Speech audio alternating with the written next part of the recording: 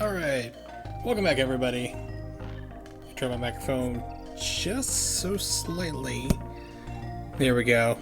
It has like an internal switch on it, or not internal, it's an external switch for like high, medium, low. Usually medium works pretty well, but if I need to make any other adjustments, please let me know. I am back on Elgato software because I have the Super Nintendo hooked up, and it's back to Donkey Kong Country 2 time. Excuse me. So as you may remember, if you were here last time I streamed this a couple days ago, I managed to soft lock the console. Not really the console, but the game.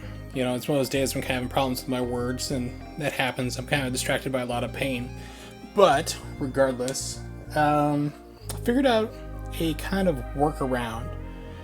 So, if I have the code in, I can turn off the Game Genie, and as long as the level, like if I turn it off before the level loads, then it's not a problem. But if I'm in the level and I have my codes active, that can cause an issue. So, first thing I need to do is I'm actually going to turn off the system, and I need to plug in my Game Genie, because there's something kind of interesting I discovered.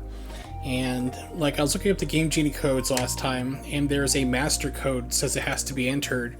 I was thinking, well, maybe you need to have that for, you know, all the codes to work. Maybe it has to, you know, override a certain RAM section to make everything work in total. But it's a little bit different than that. You'll see here in a second.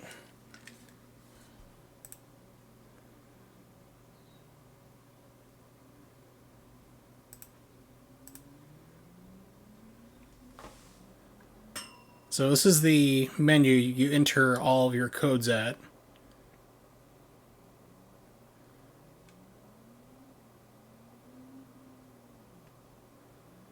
So basically, if you don't have the master code in, it's saying that there's an irregularity has been detected. Please turn power off, wait 10 seconds, then turn the power back on again. If you play with the cartridge a little bit more, what it will do is it will say that this game will not operate if you have a backup, like if you have like a backup copy or some kind of like tool to back up the game with attached to the system. And I'm looking, I used to have a link for it because I actually had this come up on the Japanese version of my game. So I'm looking for it. It actually got put up on Reddit, because I didn't have anything attached. So I took a picture of the screen showing exactly what it was happening.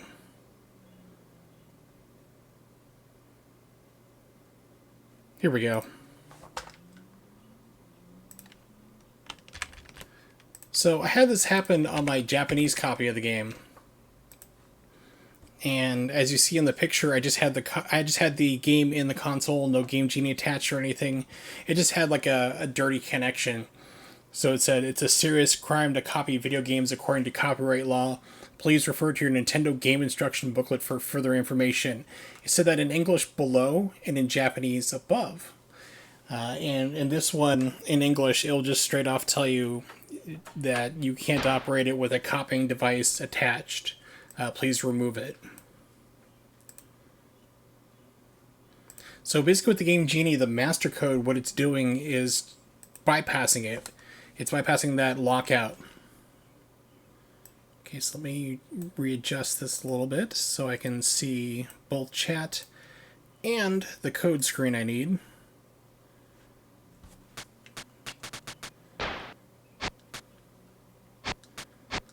I love the Game Genie. It was so amazing to see when it first came out, because you had this ability suddenly to just warp to different levels, like the ad would say. You could do infinite lives. You could do all sorts of crazy stuff that was not programmed into the game intentionally, and you suddenly had this at your fingertips. It was very, very alluring. And sometimes my brother and I would mess around with it, because it originally came with a booklet, which had a whole bunch of games entered into it. So, and it had like a lot of popular games put into it automatically. I think there was like a monthly subscription service you could get where they'd mail you more updated codes per month. But I'd also see them in GamePro magazine. They'd be in the back. Like in the Trips and Tricks. There we go. I had to slow down and think in English a little bit better.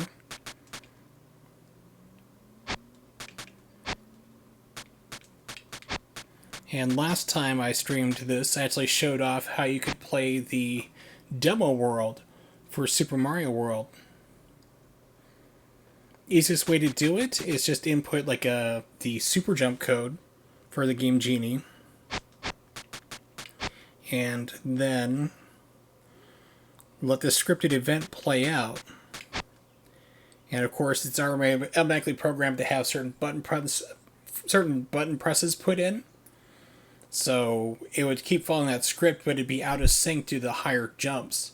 So Mario would die, it plays a little jingle, which I think is from Star Road, like the extra levels. And then it reloads, and you're inside the demo world. And it's very short. There's no way to exit outside of just restarting your Super Nintendo.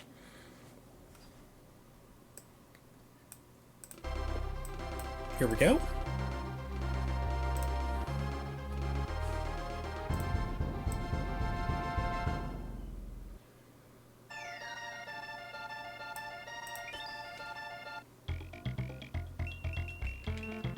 I don't know why, but they programmed this game to start on stereo instead of, or not.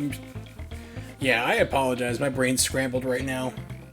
Like I said, I'm having a high pain day, but they programmed the game to start in mono versus stereo. I don't know why, because stereo TV was very, very prolific at the time. I mean, you had to go out of your way to find a mono television. Okay, Game Genie is on.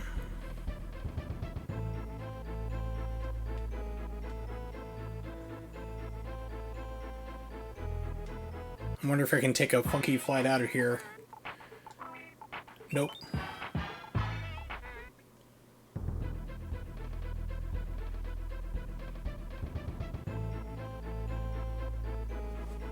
Alright, let me turn up the game volume. So let me know if I need to make any audio adjustments, of course. Because I always mess around with it. I don't keep it the same. I mess around with it when I'm in pre-stream playing the sound test, and then when I'm talking and getting used to stuff, so... King Zing Sting. I thought I got past this level last time.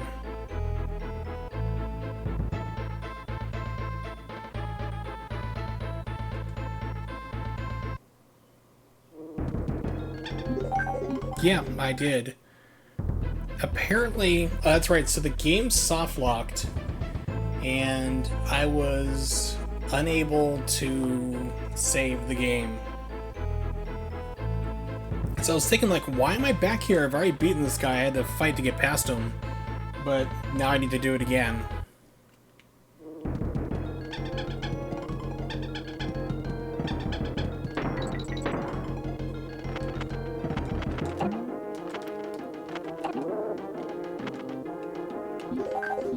Adjust my screen a little bit better.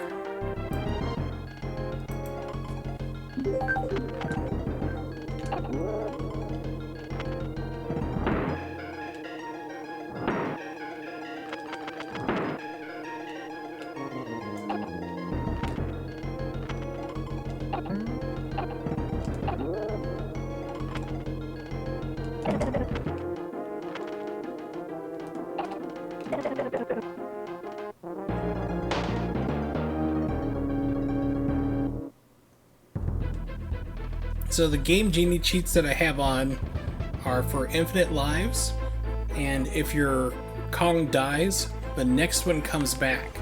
So as long as you picked up both Kongs, you're good. So if one of them gets hit, runs off the screen, and you get hit with the other character, you don't die, the other Kong comes back. And that's what actually caused the soft lock last time, because I was in a level where you have to race on a roller coaster. And if you got hit, the other character would try to run and catch up to the cart and jump on, but it wouldn't happen. It wouldn't get to that point.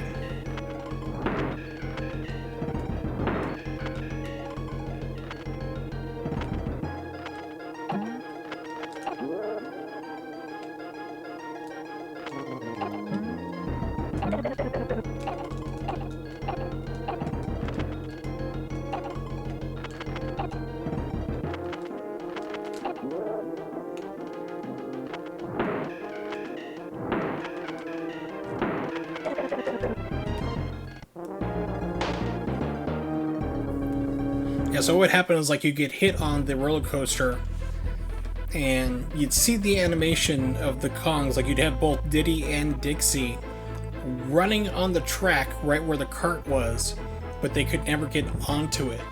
So I would reach the end of the level and start freaking out because there's like these ghosts you're supposed to be racing, and those are triggered like to go into like come into existence when your Kong got on the cart. Because they wouldn't jump on, it would start spawning multiple of the ghosts. And then when I finally hit the end of the level, because my Kong wasn't on the cart, it wouldn't let me pass the level to basically finish it up and complete it, so it's soft locked. So that's why I basically gotta turn off the Game Genie when I do that level. But of course, unfortunately, I have to get past this first. Now it says I've beaten it because I've already gotten past it. So okay, so what I need to do, I must have saved it before. I need to find a level where I can find coins real quick. That's not going to be it.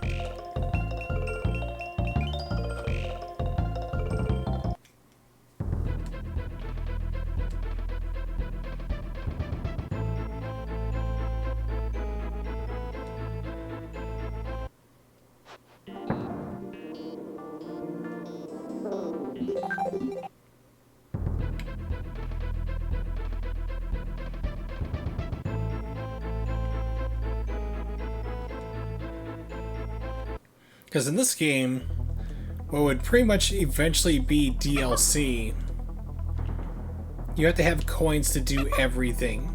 To save, to travel.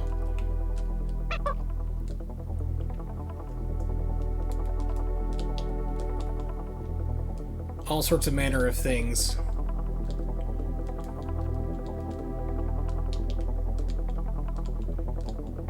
Okay, good. There's a coin up here. So I can do this a couple times so I can get out of this level so I don't have to keep doing that boss fight again. Because it let me exit, start and select, which only happens if you, it only works like if you beat the level. Come on, get up.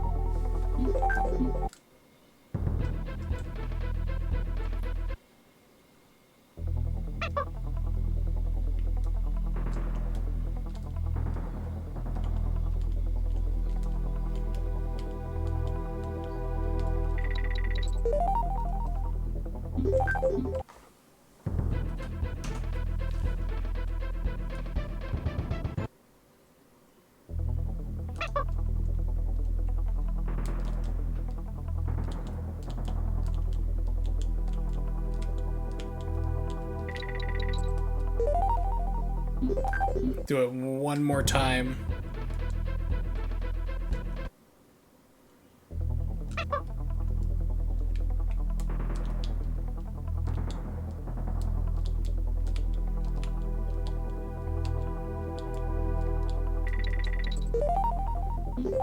Alright, so now I have enough to travel out of here. and then save for wherever I go, if there's a save point there already, which I don't think there is.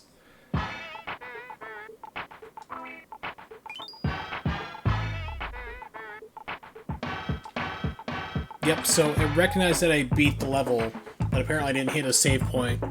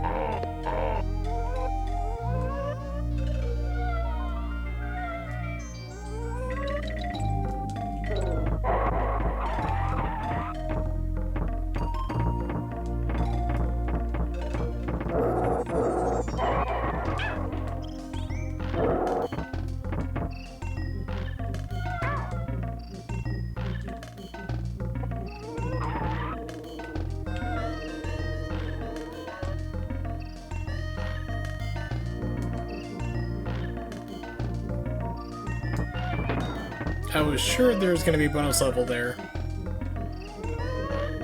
And I was completely wrong.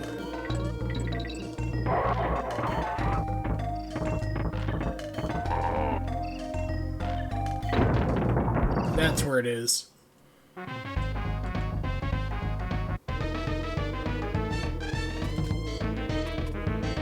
Hey, Jay. It's like, no, it's not noon for either one of us. What are you talking about?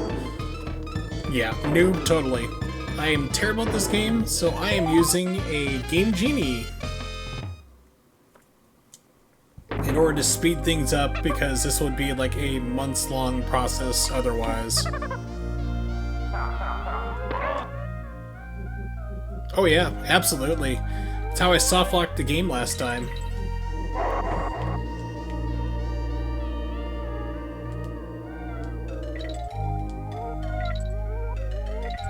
Yeah, this game is pretty much as described, and rather accurately so, Donkey Kong Kaizo. So, I mean, they gave this game really hard. Because I can play 1 and 3 no problem. But this game, they went super hard. It's not impossible, but they went really hard because people had complained about the first game about it being too easy. So they kind of went overboard with it, and then corrected things for Donkey Kong Country 3.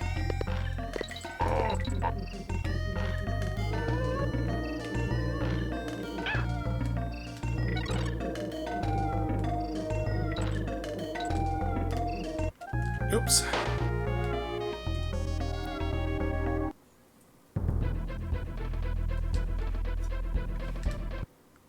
Yep, so I have 2 codes active. It's infinite lives, or it should be infinite lives.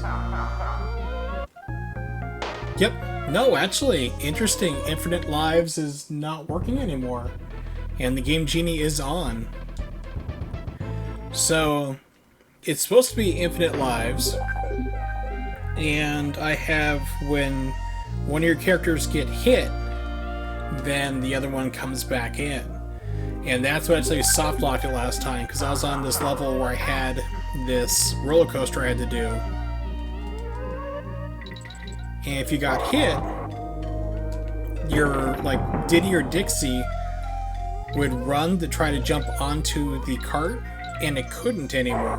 So it would start running alongside it, which led to some interesting things happening.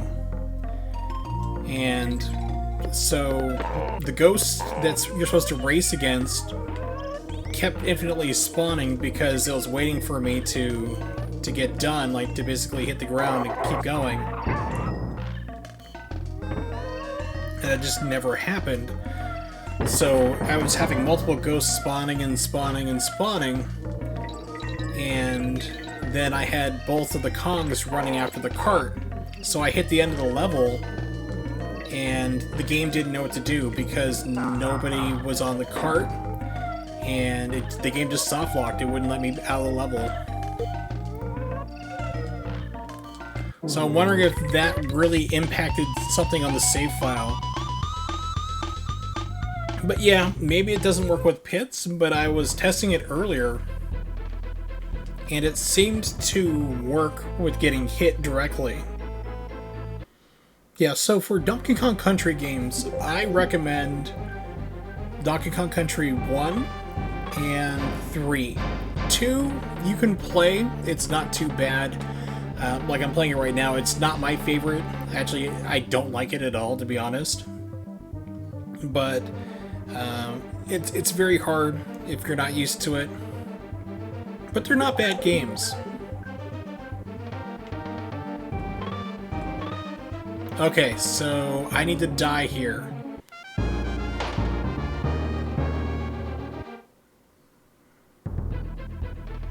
Yes, it's going to be a problem, because this is where I soft locked it last time, so I need to actually turn off the game genie. So next time, because I'm going to get a game over pretty much, so I need to go travel to a level where I can farm a bunch of coins and lives. And I can come back, because I have to do this level without the game genie active, or it soft locks. Yeah, you may not be a platform person, but it's not a bad game.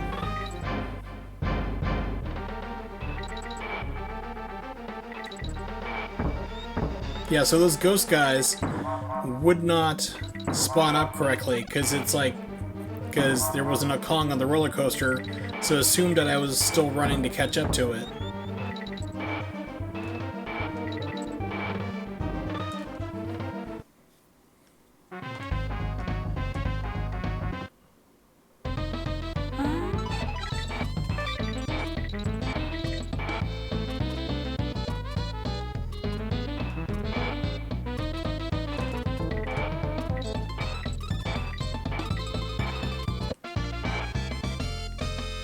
And then you hold right. Go to the next bonus. I find it kind of ironic that I'm not a fan of this game, but I own this one complete in box. I just happened to cost like a really good deal of it on eBay a couple of years ago, so that's why I have it complete in box. Manual, box, everything.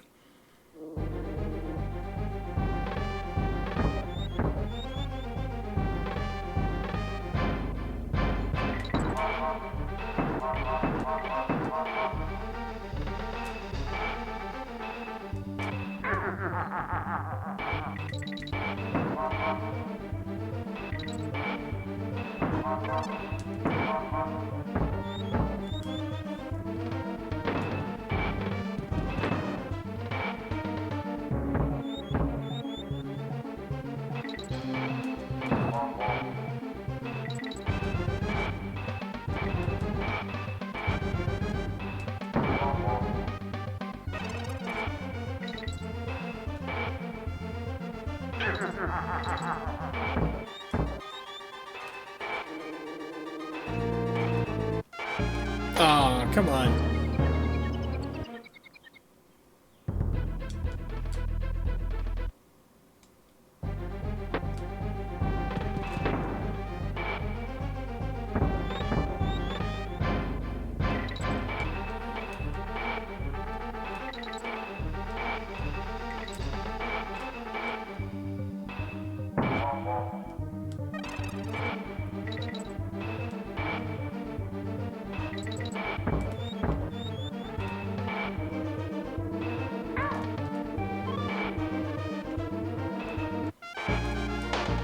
Hitboxes! They suck.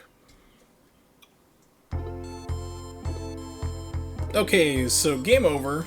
Not the end of the world. Because that gives me a chance to go back and get some extra lives and coins. Because this game basically has mechanics that were like DLC before DLC was a thing. If you want to save your game, that's great. You better have 2 coins, and whenever you get a game over, no matter how many coins you have, banana coins in the upper left hand corner, they're all taken away. So if you want to travel to a different level, 2 coins. You want to save your game, 2 coins every single time. So it's like DLC before it was a thing. And this was like 1994. Yeah, like when I fired it up and I forgot entirely about it, I was like, oh man, I forgot that was a thing in this game. What also makes it kind of hard is that there are a lot of levels that are just built vertically. Let me turn back on the Game Genie. There we go. So, Donkey Kong Country, almost all the levels were built horizontally, left from right. Is where you go for this. So this game switches things up. You'll have levels that go right to left, but a lot of them go vertically high, which is not a problem. Donkey Kong Country 3 does that a lot too, but in this game, if you miss a jump on a vertical level, you can land all the way down at the beginning. You can fall all the way through the entire level and hit the bottom, start all over. Yeah, that pretty much. I mean, that's how it would have been done, I'm sure, if they had thought about it. Because I remember when DLC first started off, developers were not sure what to do with it. Like the first one, I remember the first DLC was Horse Armor for Oblivion. Elder Scrolls Oblivion.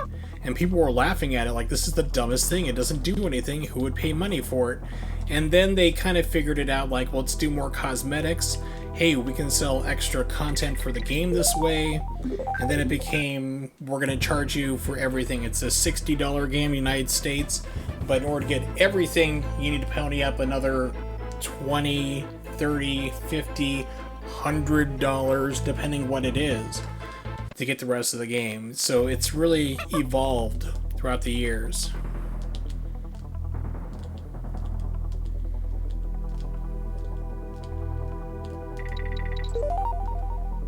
Okay, so I need 4 right now just to make sure. So if I go to the wrong level, I can travel to another one.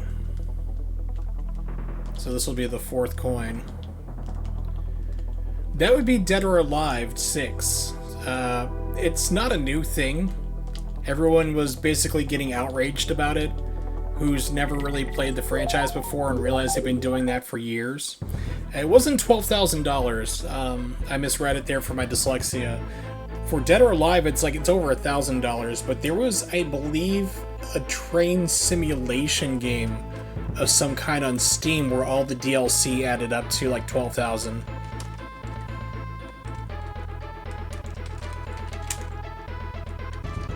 Let me see if I can find it real quick.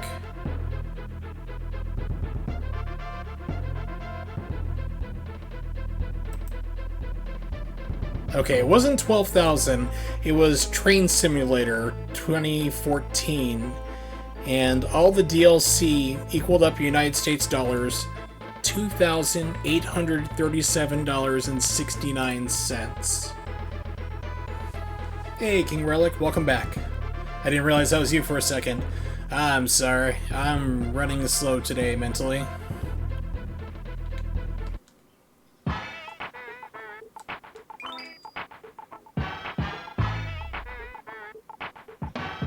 Is out of all the numbers, 69 is what grabbed your attention.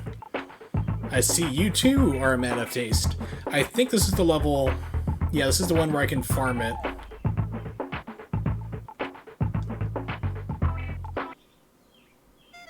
Yeah, that's ridiculous. But the thing is, though, people buy it. I mean, the only problem I have with it is if it's completed content of the game, and they're taking it out to sell it back. Like Assassin's Creed 2 did that. They actually took an entire chapter of the game out of it and sold it as DLC. And they admitted as such. They're like, yeah, this was part of the game when we took it out to sell it for 20 bucks. And it's Ubisoft, so that shouldn't really surprise anybody, to be honest.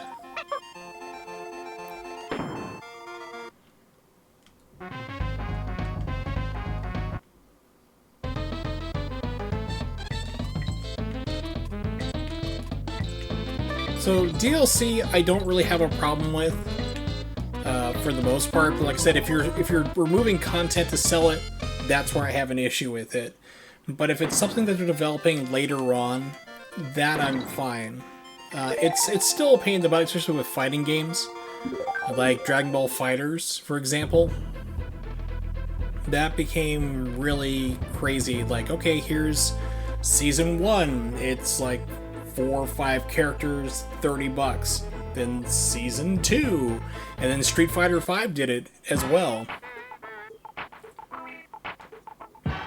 I remember, to do my old man run for the day, I remember having to unlock characters in a game. Alright, let's get some lives.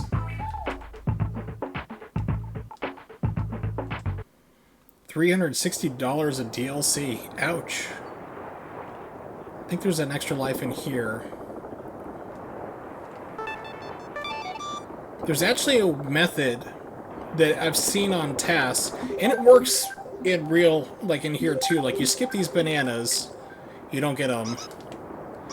Go all the way over here, you get this banana bunch, you run back, you skip the bananas again, you go in here, you leave, you go back, you skip the 2 bananas, you get the bunch again, you go back, you jump over the map, get the 1-up, leave, jump over the bananas, get the bunch in the air, come back, and then it gives you like all the 75 coins in the game that you need, like the special, like ones you get through the bonus levels. So it takes like a little bit of time to do, but it's entirely doable if you want to get all that stuff, which I don't care, really. My goal is just to get through this game, and that's it. I don't care how I do it, which is why I'm using a Game Genie, because I just want to get past it. So I am officially trying to get through Donkey Kong Country 1, 2, and 3. 2, I came into this not really liking the game. I remember not liking it when it was new many years ago. And I'm not sure if the extra life reloads. No, it doesn't. So I was like, okay, let's see if my opinion of it changes, and it doesn't. It has not. So Donkey Kong Country 3, I've heard people say they don't like, but I don't think it's a bad game. Let's see. Smash Ultimate's only going to have $30. $30, $70, okay.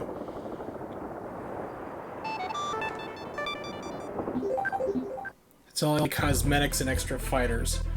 Well, as long as it's like it's extra that doesn't break the game, I'm kind of okay with that. I'm also okay with DLC if it's cheap. Like, if you don't have to buy it as a bundle. If you can buy an individual character, that's cool. I don't mind that. And, like, for a fighting game, I think the price that I won't go over is $5 for a character. Have I played ActRaiser 2? I have, many years ago. I don't own it, however. So if I were to play that one, I would have to emulate it. Because right now I'm actually playing on a real Super Nintendo.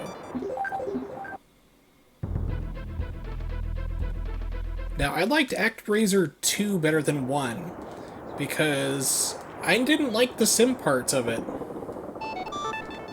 You know, ActRaiser 1, you have all these sim parts where you have to, like, remove the demons flying around, and then you have to build up your town. It's like a mini Sim City inside the game.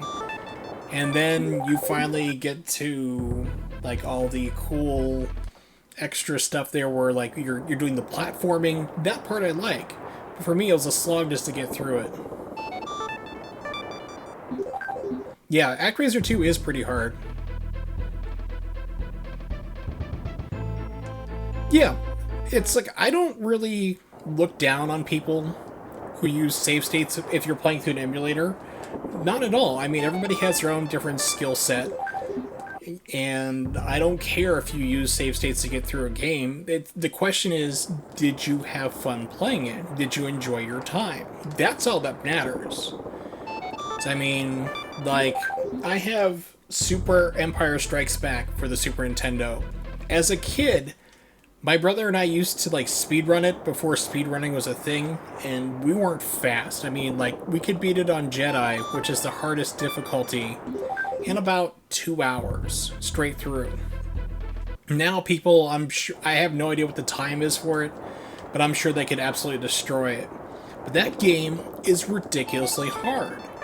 It's like when people say this is the Dark Souls of something, literally that game is the Dark Souls of the Super Nintendo. I don't know how I got past it, really. So if you were to like play it on an emulator, or if I were to play it in an emulator, I would abuse the hell out of the save states. 'Cause, I mean, that game is so difficult. Yeah, that's the whole joke, is that Dark Souls isn't too hard. I mean, if you know what's coming, it's not too much of an issue. But if it's something you haven't experienced before, then it can really come to you. And I apologize, because I know I'm talking here with you guys, which is always cool. But if anybody here is lurking, I'm just going to get to 30 lives, and then I'm going to move forward. So, just so you don't, like, just so you know what's going on, like, how long is it going to keep farming for lives? I'm going to hit 30, then move forward.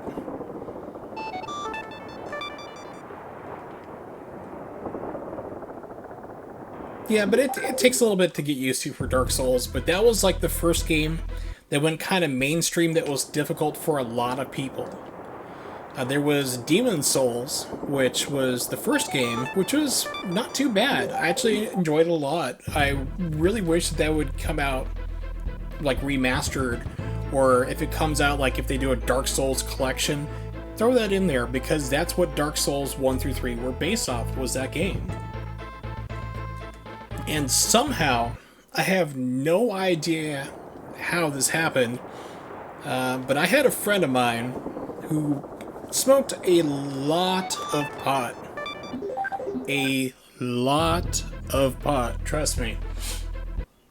And he beat Demon Souls high as hell. I'm like, I had to be sober. It's like, I can't play games. Like, some people can function when they're high.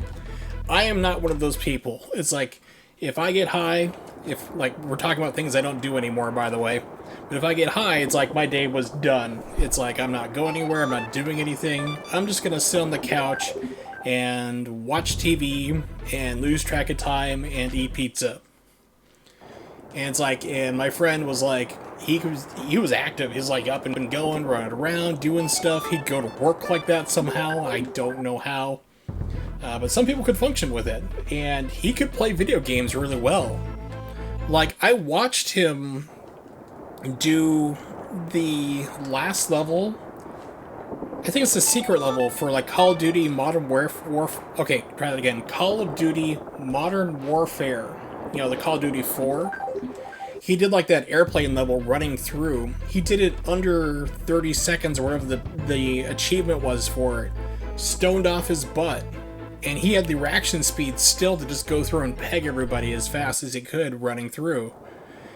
And if you put Geometry Wars in front of him, he was like getting like 10 million scores easily. And I'm like, I'm trying to break just like one. You know, it's like, oh my god. Alright, so I have enough lives now. I'm going to go back and attempt to beat that level that was kicking my butt. Oh, now the airplane's free, after having to pay for it all the other times. Okay, whatever. Yeah, pot is kind of a weird thing, because in my country, they're trying to legalize it for medicinal purposes, and for me, I don't like it, because it was an effective painkiller. Because before I got on painkillers for, like, the general things I have, my fibromyalgia, my arthritis, this is before my back went out. We're talking, like, last time I smoked pot was about 9 years ago, so this is a long time ago. So I had a lot of pain problems, so I had a friend of mine, you know, said friend who was really good at games while stoned, he was actually a drug dealer. So, friends with your drug dealer works out really well. So, I would go, you know, buy my 1/8 of an ounce and smoke some. I wouldn't do more than about 3 or 4 hits, and I'd be good, and I'd stop. And then, like, it was the funniest thing he'd ever seen, because at that point, like, a lot of my pain would go away. I'd start stretching my legs and start stretching my back. I would exercise. Who's ever heard of a person who gets high and goes, great, I'm going to start exercising. See you later, I'm going to go walk a mile. And that's exactly what I would do. You know, he's like, you are the only person I've ever seen do something like that. Like, I sit here and play video games, get drunk, order pizza, you're out there exercising. What the hell, dude? So, yeah. Now, the downside is it only lasts like 4 to 5 hours, just about. You can get stronger stuff, but you gotta pay more for it, of course, so that's gonna be more inebriating, so to speak. But when it runs out, you feel kind of like groggy. It's kind of like getting hungover if you've drunken too much, or you just don't feel too great. But then all that pain comes roaring back, unless you smoke more. So that's the downside for it. So I've actually had my surgeons say, hey, what have you thought about medical marijuana? I'm like, I'm not going to do that. You can give me fentanyl, which is what I'm currently on, but I'm not going to do pot, because it just like drove my IQ into the ground. It's like, I can't quite do that.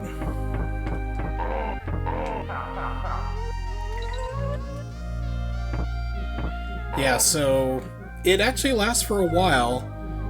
It does make you hungry. I mean, this is like pre-weight loss surgery. So it's like I've literally gotten high and seen myself eat an entire pizza. I mean, everybody can do it. I mean, especially if you go to Amsterdam. I mean, that's the Mecca. I mean, that's pretty much like if you're in Europe, that's what you do. You go to Amsterdam, you eat some, you go to a couple of stores, a couple places, you're all good. Ah, crap. Alright, so I guess pits don't do it. Yeah, I mean, before my weight loss surgery, my lunch would be just basically an entire large pizza with a 2-liter of soda.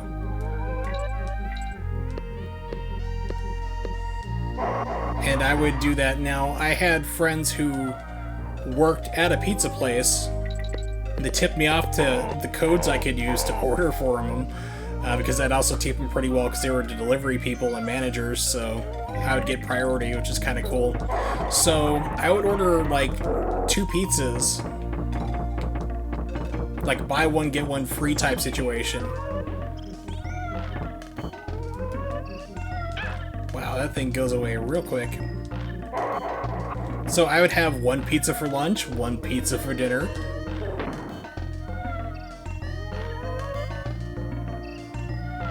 Yeah. Have you ever seen the movie Euro Trip? If you haven't seen it, track it down. It's a lot of fun. Check out the unrated version, or the uncut version. Okay, good. Yes. Exactly. So, it just... Oh, I love that movie. The uncut version is so hilarious. But it just, like, reminds me of, like, you're saying, like, you're too nervous, like, going to see your boyfriend, to try it. But, like the part where they're in the bakery and they're supposed to be eating pot brownies and they're freaking out and they're high as hell. Some guy's like, what's wrong with ya? These aren't those kind of brownies. It's like, you see like the whole fog of them being like high as hell just goes away instantly. That just made me laugh so hard.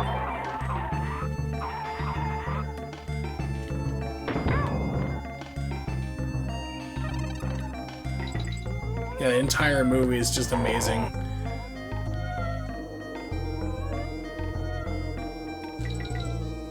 Hey, I learned something last night. What was that? You made out with your sister! That was cut.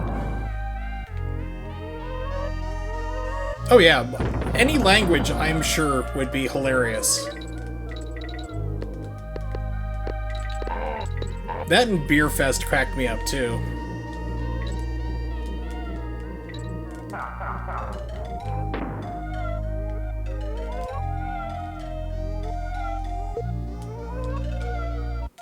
Oh, you gotta be kidding me.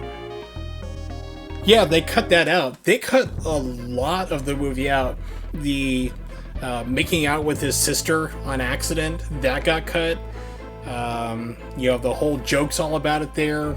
The Czechoslovakian commercials about like the girls showing their breasts to sell orange juice. Yeah, so because they cut the makeout scene, they had to cut all the jokes around it. And then there was just other little cuts too, like the comedian Fred Armisen, like the guy on the train, who like wherever they go through a tunnel would start molesting them. He got cut out of the movie entirely. There was like a lot of stuff that got cut.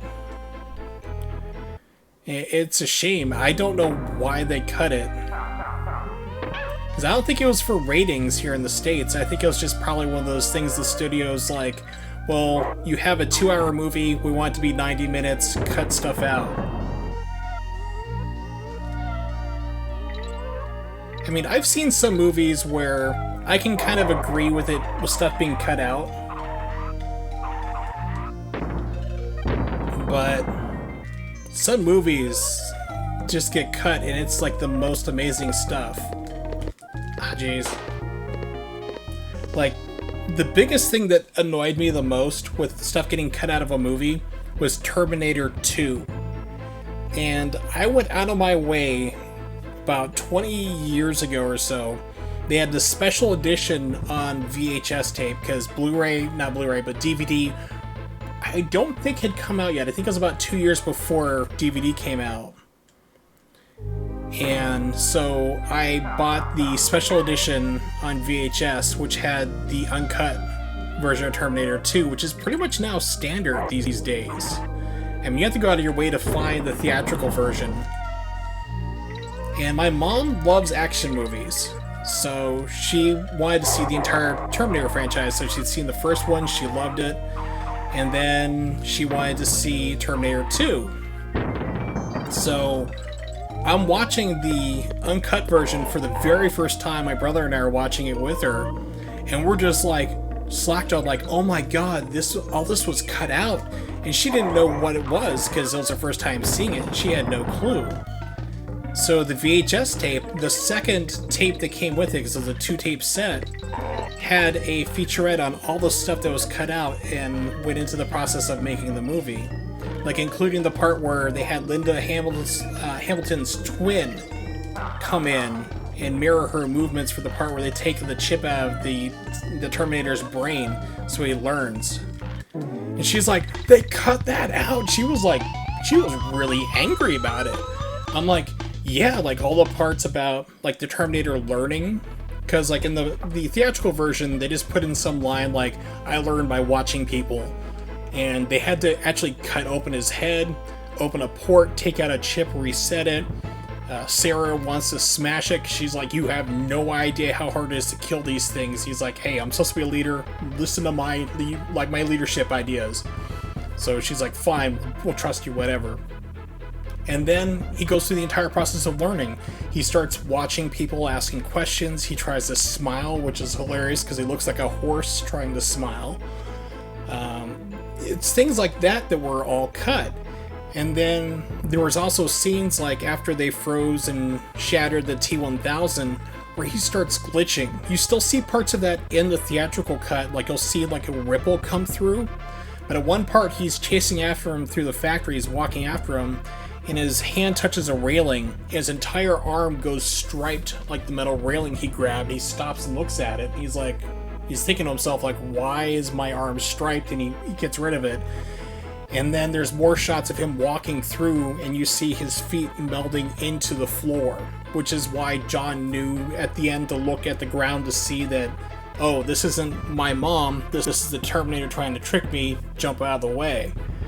There was it was about 20 minutes cut out of the film, and the reason why it was cut because James Cameron said, well, I felt the movie was too long, so I cut it myself. It's like, this is some of the best stuff you've ever done. And he does that quite often. Like Aliens, he cut out a whole bunch of stuff again that actually kind of closed up a lot of loopholes he created. Because in Aliens, they're like, oh, we're safe in medical bay. I'm like, how are you safe anywhere on a planet where you have these things running around killing everybody. And the part that was cut out was this about, we have these automatic sentry guns. You know, we're in this corner spot. We're going to close up all the entrances except for here, so they're going to have to get shot up to get to us. And there's scenes involving all that were completely cut out. And James Cameron has a habit of doing that, unfortunately. The stuff that was cut from Avatar, that's fine. That stuff was garbage. No one cared about it. It was like, but like The Abyss, Aliens, Terminator 2, he cuts out 15 to 20 minutes of really good material, which really bugs me. Yeah, Avatar was the closest approximation for somebody who's never seen it is like the Kevin Costner movie Dances with Wolves in space.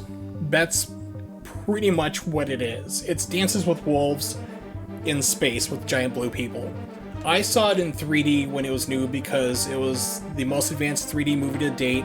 It was a big thing, and that's what it was all about. It was amazing to see in 3D, and 3D hasn't really surpassed it in my vision. There's been some good movies using 3D, like Avengers Endgame actually used 3D really, really well. Because usually when you see live actors in 3D movies, they look two-dimensional, but then you have like depth of field stuff, and it looks kind of weird. You know, with Avengers Endgame, it actually looked like they were there. Like if you were to look at somebody in front of you, it like with the 3D depth, they had everybody like that. So it was a really good use to it. But 3D animated movies tend to do a lot better in 3D, and Avatar was that.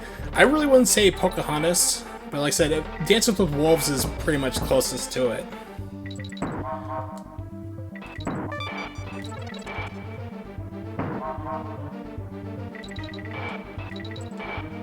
Personally, I wouldn't say Pocahontas. I mean, you can make the argument for it, for sure. But yeah, it's one of those movies, it's nothing really special about it, but the 3D effects is what really brought people in. I mean, my dad doesn't like sci-fi movies, and he went to go see it, and even he couldn't really complain about it. He's like, yeah, this movie looks really good. And he even saw Alita, Battle Angel. He wanted us to see that, which is kind of funny, because like I said, he doesn't like those type of movies. He's like, that movie was stupid, the plot was dumb. But the 3D looked really good. It's like, yeah, it does. The 3D looks great. I missed it again. Oh, crap. So this is gonna soft lock. Okay, there we go. So I forgot to turn off the game Genie before the level loaded. So as you can see, they're running along. That will soft lock the game. That's what happens. So I have to turn off the game Genie right now. So now I don't have to worry about soft locking. I just have to do it in 28 lives or better.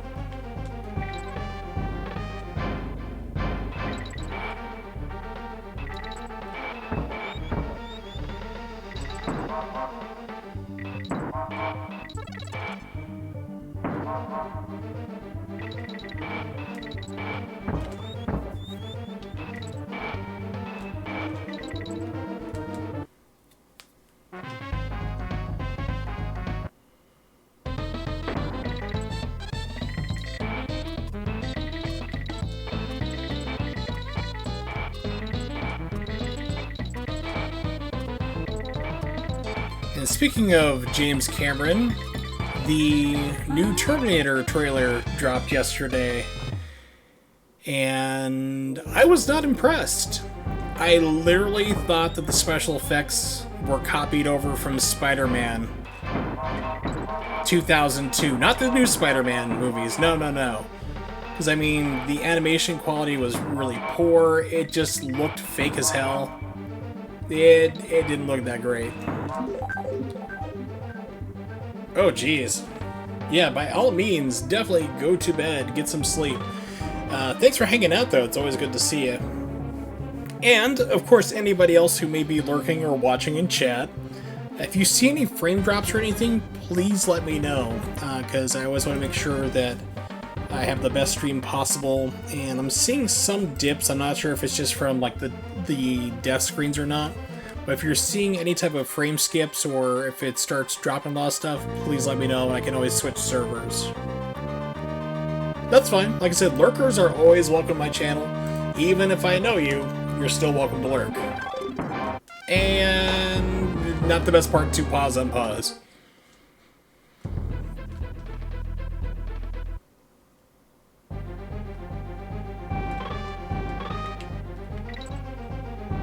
Okay, cool. Alright, Jay, catch you later.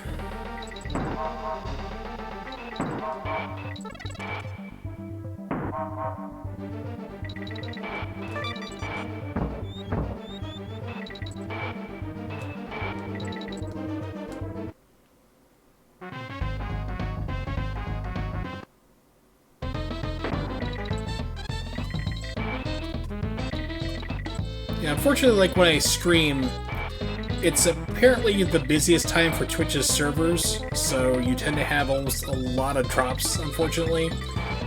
Because I've reached out to Twitch because I've publicly put them on blast before about it. They're like, yeah, it's just high server loads and everyone's streaming at the same time, so you may start dropping stuff, which is a big problem before I started recording my runs for Bayonetta 2 speedruns, because I would just basically export the video from my Twitch VOD, and even though I'm a mod for Bayonetta 2 speedrunning on speedrunning.com, like, I wouldn't take a video submission of, like, you know, a video that dropped like 3,000 frames. It's like not gonna happen.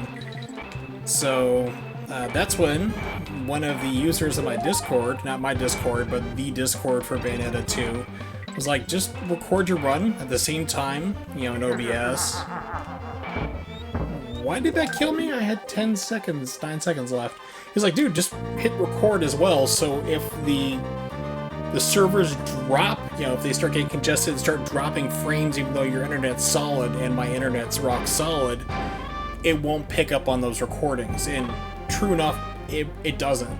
So whenever I do a speedrun and I'm streaming it at the same time, I'm also recording offline, so if Twitch servers just crap out, then I'm fine.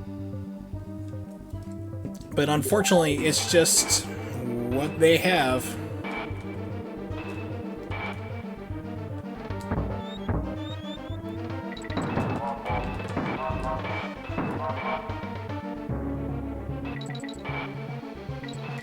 So I remember for a while, probably last year, Twitch was like super bad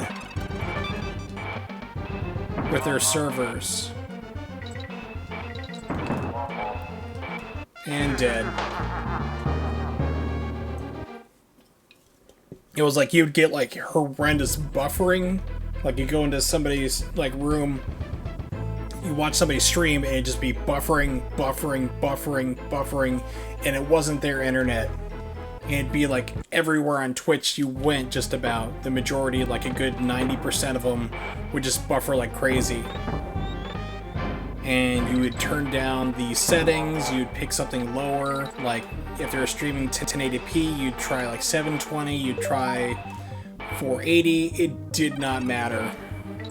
If they had the transcodes actives, it didn't care.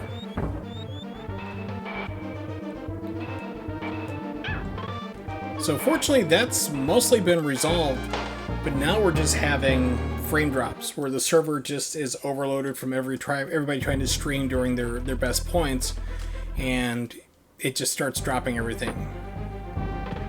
And I have the alerts set up where it actually says we are having problems.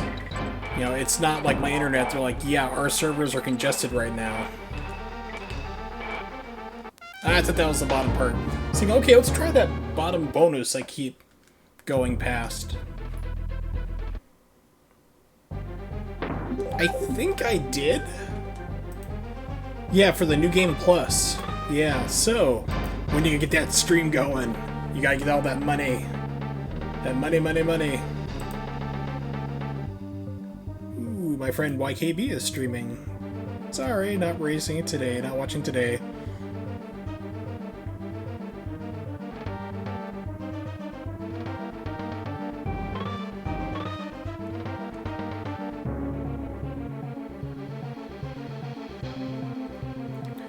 155 time save. So you're thinking you might be able to get like a 108 on it. Yeah, I still gotta go through and finish building that New Game Plus file.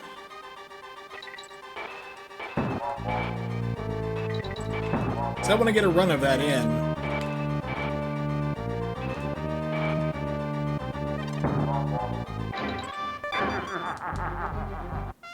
Okay, game made the input. Yep, so you got a 108. It'd be a good time, because I think... what character were you doing it as? Was it Rosa, or Bayo? I can't remember exactly what character you're using, so I think you just said you got, like, the time. You may have mentioned it, but I may not be remembering right now.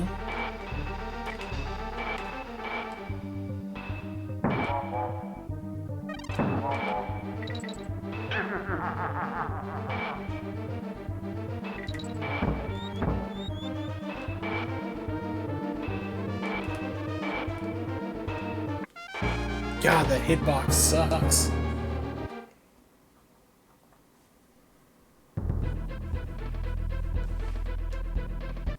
So you just like put your Switch into like hibernation mode, or whatever it's called, sleep mode.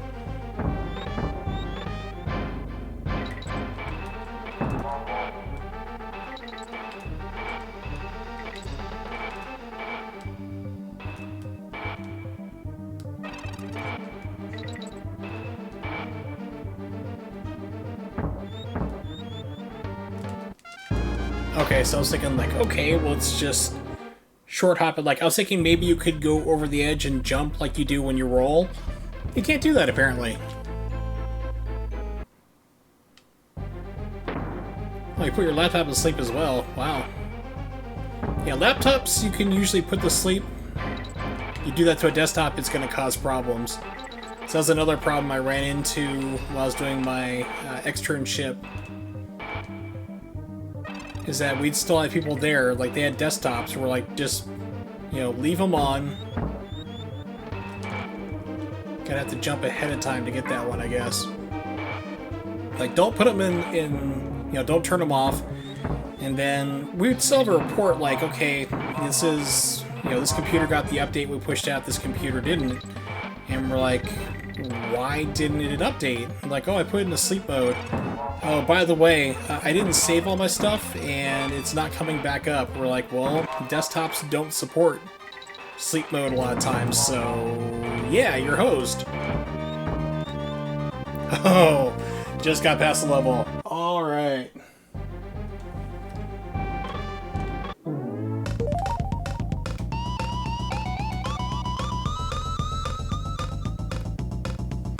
Yeah, so laptops can do that.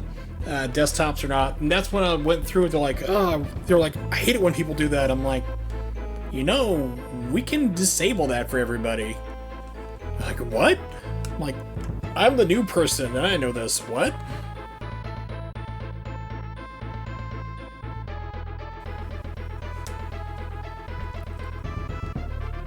Yeah, 2 minutes and 34 seconds is nothing to... I'm trying to think of a good phrase there. Nothing to sneer at or discount or something like that. I don't know, I'm trying to think of something witty and failing miserably. But yeah, that's a pretty good time chunk. Alright, that was a thing that happened. Oh, great. Sudden wind gusts. Okay.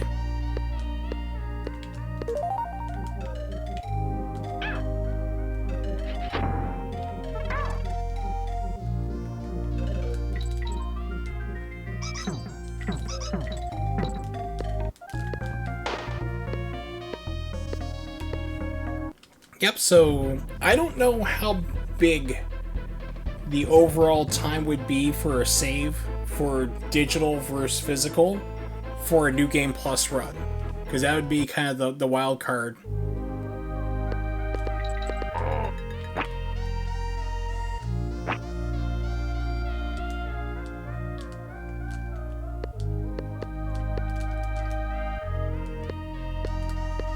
Because we figured it's probably about close to, I would say about maybe 2 minutes total. for a full complete run. But for New Game Plus, things do operate a little bit differently. So I'm not sure if that'd really come into play or not, because we're figuring out also, like in the 2-minute estimate, hitting the store and doing everything else. So since you're not really doing that, it might be maybe about 50 seconds to a minute, maybe?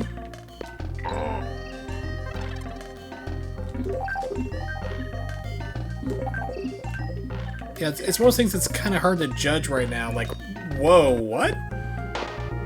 Thanks, game. Like, hey, you're about to land and blow you back.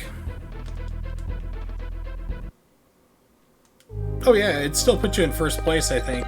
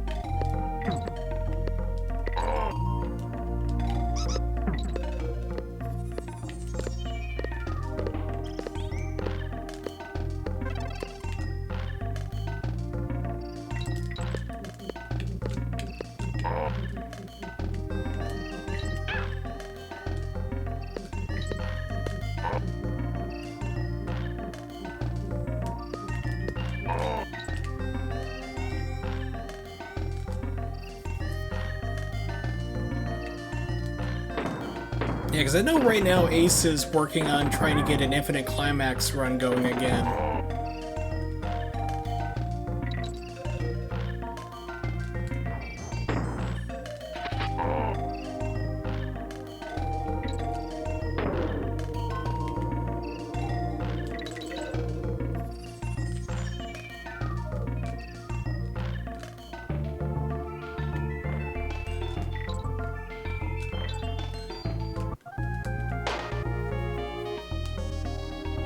And I'm just still waiting for Lorcan to do a run.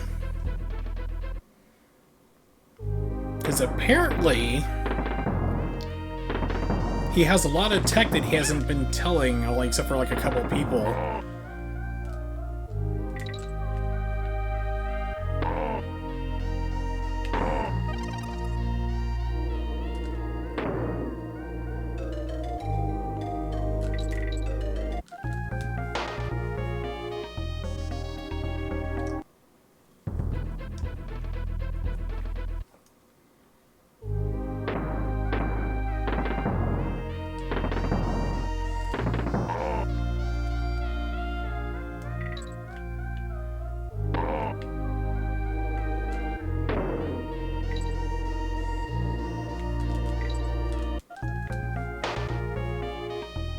Okay, so wind will suddenly stop.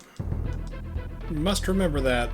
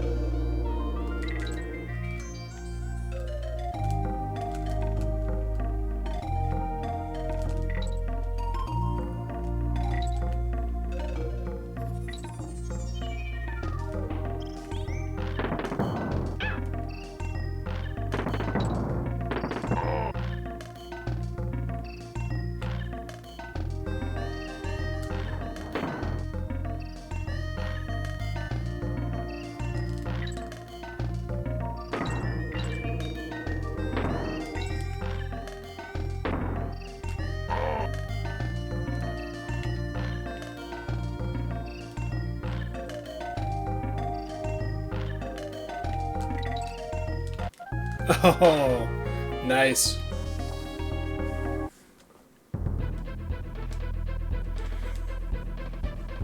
Now, Metavan AJ, he actually was running Jean. He actually did a D-Rust early this morning for me. but he's wanting to get back into it because I messaged him. I was like on Twitter. I was like, "Hey, I beat your time for Jean." So he's wanting to get back into it. And he also picked up Final Fantasy X because he's never played it, but he bought the PlayStation 2 version. He was impressed by like how the game looked. He's like, "Wow, this looks really good for like a 20-year-old game," and it does. I mean, it does anyway. Like when they did the remaster, they didn't do a whole lot. Pardon me. They just basically upped the resolution count, which is what you can do in the emulator. I did PCSX2, which is the PlayStation 2 emulator. Even kicking it to 720p, the game looks amazing. And it's pretty much what the remaster did too. Hey, Fico. Yes, Monkey Kong. Oh, I know that ape. It's Donkey Kong. Apes aren't donkeys. Stop trying to confuse me. Futurama.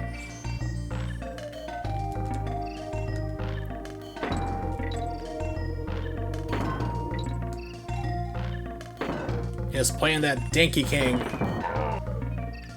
Oh, hey, welcome back, Diddy.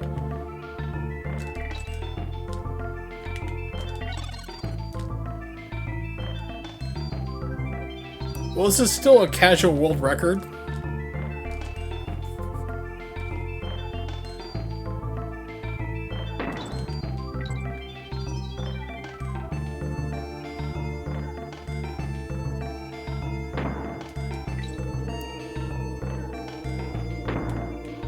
I don't remember that one. I remember they had I think it was like Into the Void, which is kind of like creationist, but I don't know if there's another one. It's not popping off the top of my brain right now.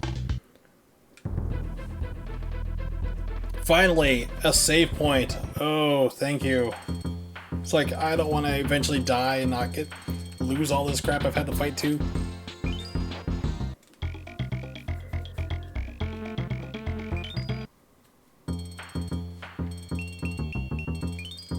I will say, though, that Futurama was pretty funny because Matt Groening was not involved. And it actually kind of started off as a Hitchhiker's Guide to the Galaxy ripoff. But it was probably one of the smartest jokes, like comedies on television, simply because they had a lot of like MIT graduates for mathematics in their writing room. It's like I caught a lot of the math jokes that were hidden throughout, which I found very entertaining.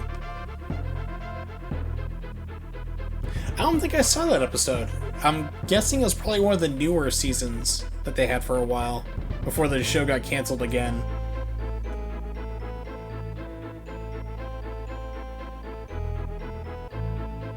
Parachute Panic.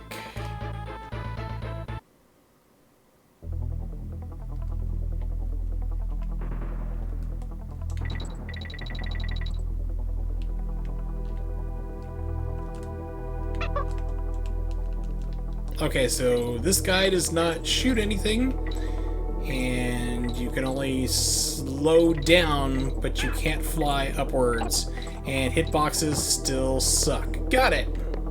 Understood.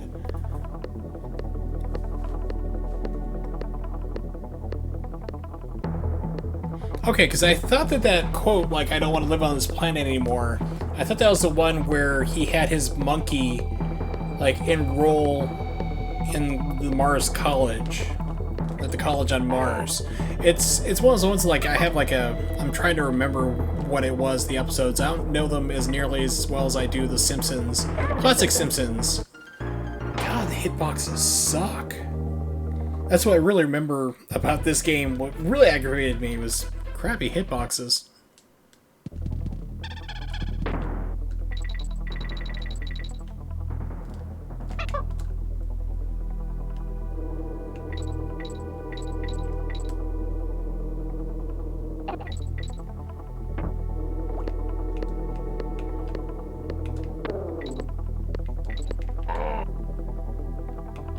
I'm sure there's a bonus right here, too.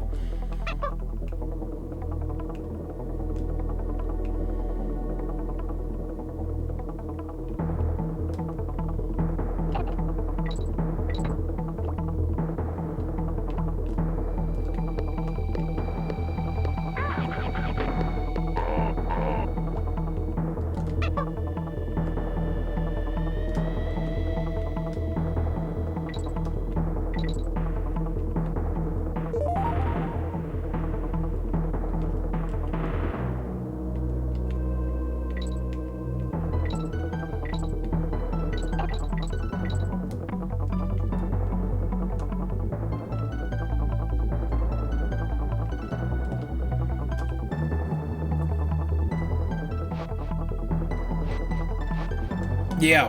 By the way, let me tell you about that people by this way. Like, okay, let me tell you about them as well. Very, very, very, very, very, very, very few minority. Trust me. You talk to people like, they're all over the place. No, trust me. It's like they are very few and far between. I've only talked to one person who is legitimate like that. And yeah, that conversation went nowhere. Nowhere into a dumpster fire. Oh yeah, well it's like the same people who believe that the earth is flat. And, you know, anti-vaccinations and everything else that we've known for like, you know, hundreds of years. Yeah, it's like the same thing. It's like, really?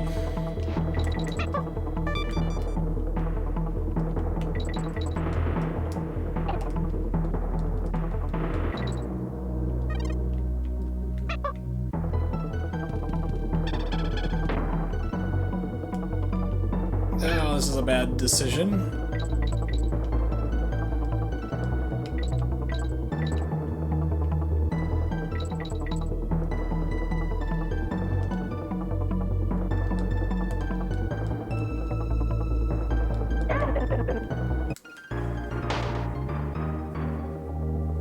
The T-Rex was the first human with its stubby arms.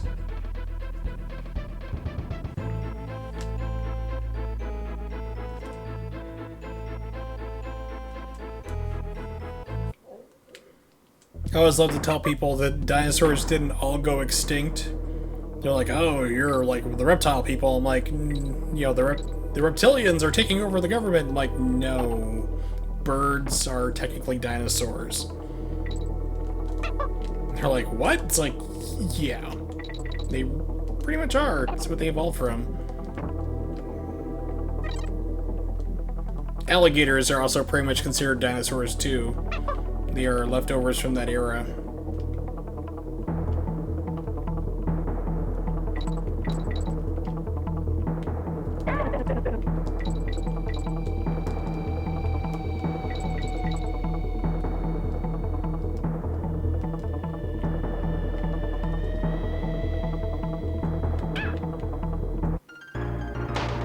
Okay, so for whatever reason, the Infinite Lives isn't working anymore. What I always find funny about like dinosaurs and being represented in media is that we know that dinosaurs had feathers, and we know that now. Jurassic Park movies, pardon me, they know it too. They've known since the first one. Excuse me, suddenly I had this burping fit. They've known since the first movie, but they're like, listen, it's not what people really know about, and it wouldn't really look right, so we just left them out. What really cracks me up is when you see velociraptors, and they're like 6.5, 7 feet tall, these big dinosaurs. The tallest velociraptor was like 3 feet tall, 1 meter. That was like at the peak. They were pretty small.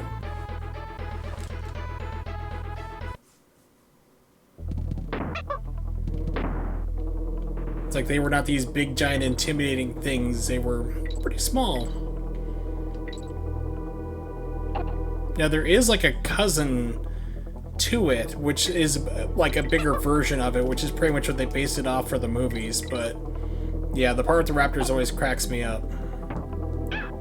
Seems like there should have been something over here.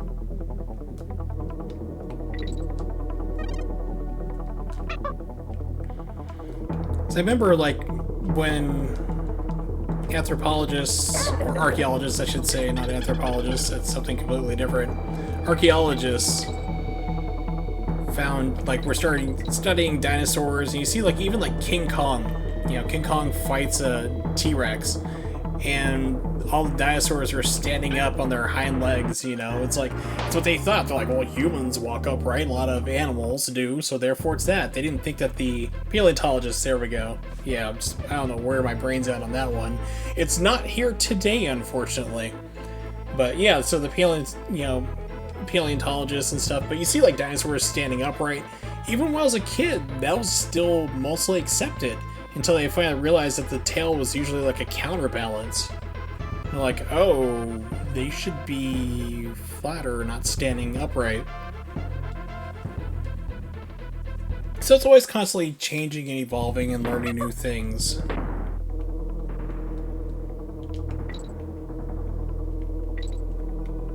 It's like I just tell people now, like, you think that we know everything already. It's like, who knows what we're gonna think we know 20, 30, 50 years from now.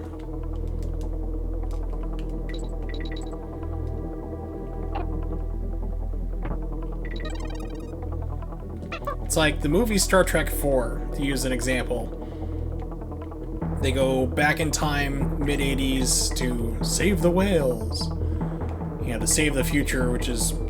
It's basically, it's a pro-whale movie, you know. Save the whales type thing that was popular in the 80s. But the part that cracked me up is that they're in a hospital, and they're trying to get Chekhov out, and he has, like, brain damage. His brain is swelling.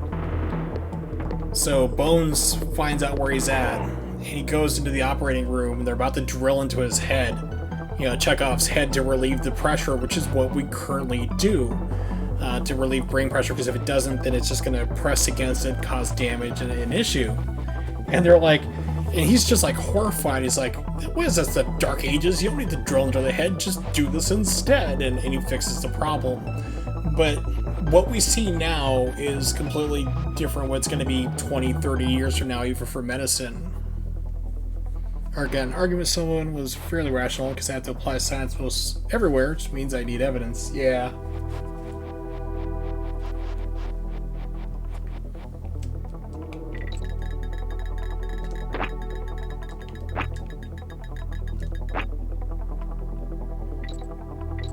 Don't know what I'm walking into, have not made it this far, so...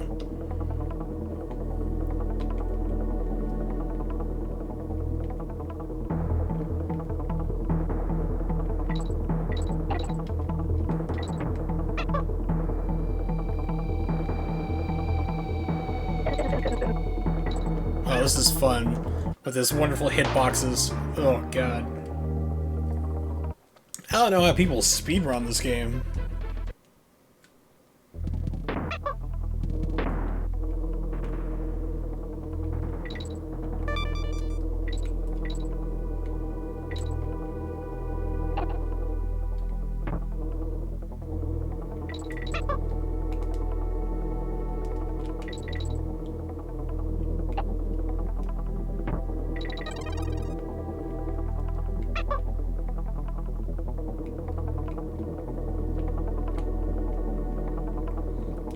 I remember the best scientific argument I ever got into back when I was in high school.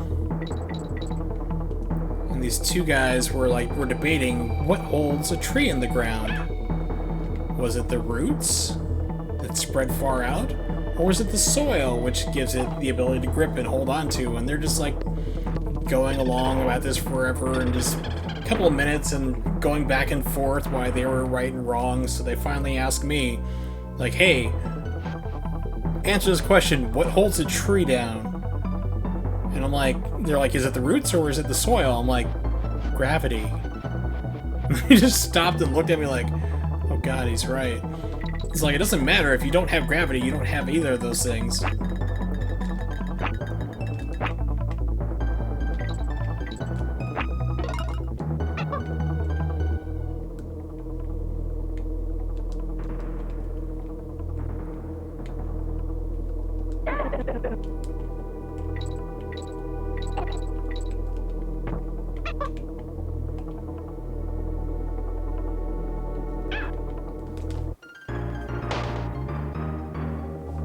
You have to get this just right.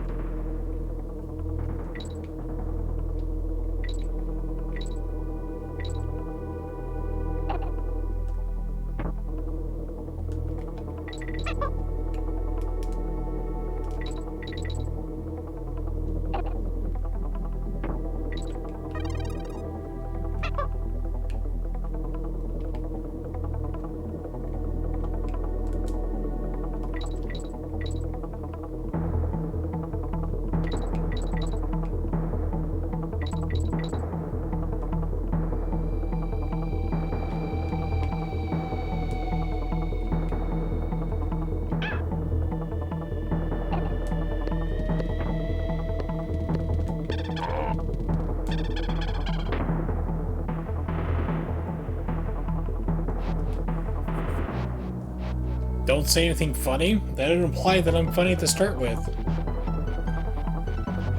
I'm just unusually surly.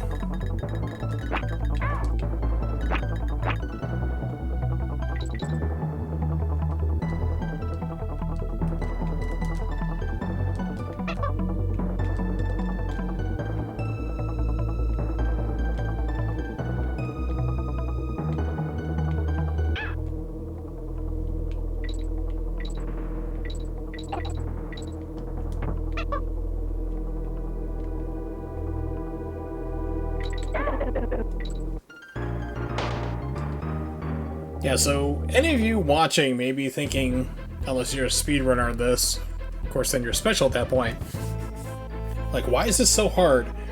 The hitbox goes out larger than the characters you have, and you have very small space in order to make it through. You also randomly accelerate at points with movement. So, like that last part there where I just got killed, because it decided to carry the momentum forward, flew me right into the bee. So the bird has an enlarged hitbox, you have a large hitbox, and you have just enough room to barely squeak by and not get hit by anything. I mean, they cranked up the difficulty on this game to crazy amounts. It's not impossible by any stretch of the imagination, but it's just unfair to be unfair. It's like the whole thing of, oh, you complained about the game being too easy in the first one. Well, here, let's crank it up so you have crazy hitboxes, cheap deaths, and the like.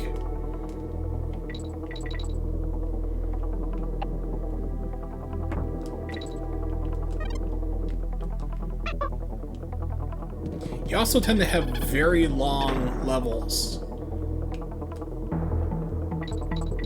before you hit a checkpoint or anything. And like, even then, like, if you hit a checkpoint, you might still have another, like, 2 ways to go for it before you get anywhere. And this one, you can kind of slow down, but you still have to let go of the direction in order to move anywhere. So it doesn't help, like, if you hit up to try to slow yourself down, because you have to let go of up and you start falling faster again.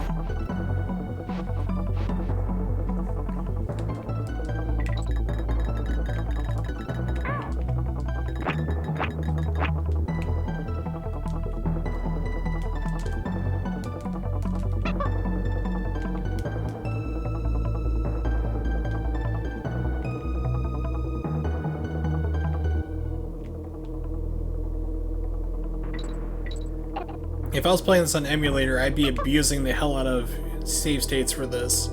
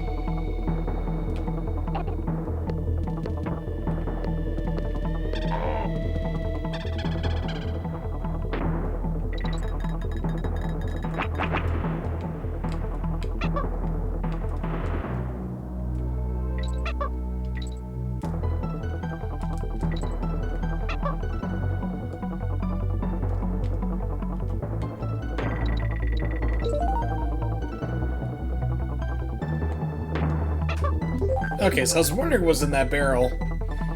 I haven't been playing well enough to basically, you know, get both characters to throw myself into it. Alright, continuing onward to more deaths.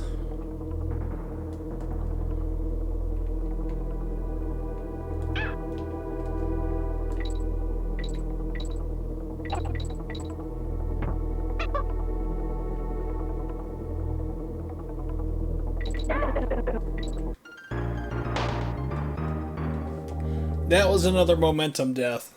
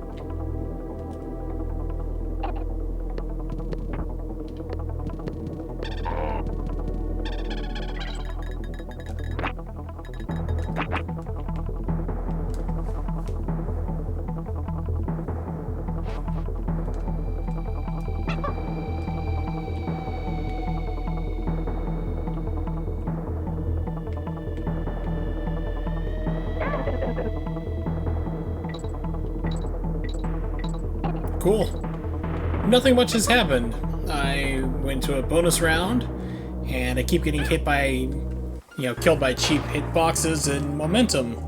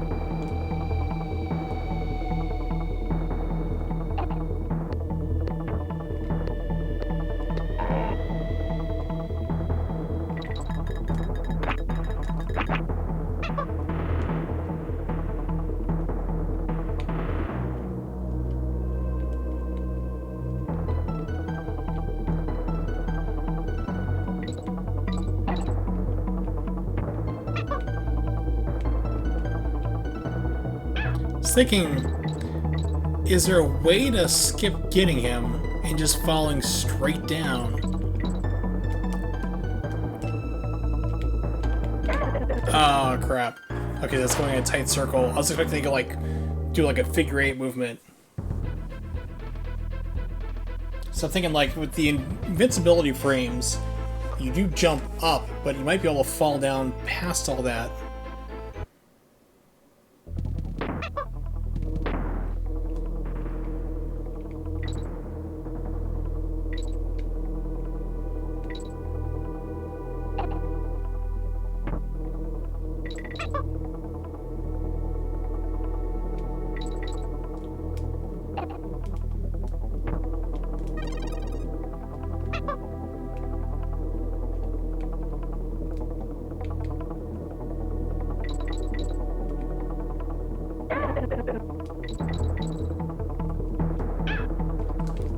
That was actually intentional, because I want to try that right now.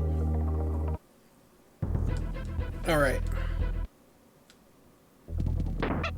Starts me off with this one.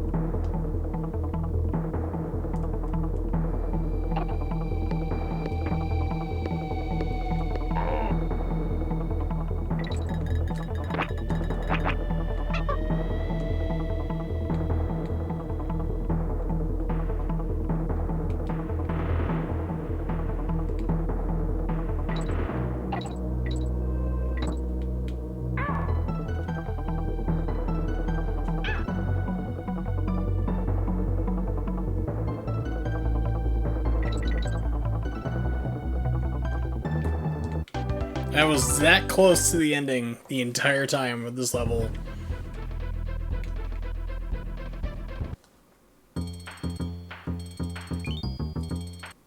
Yes, I will save my game so I don't have to beat that level again if I were to get a game over or turn off the console.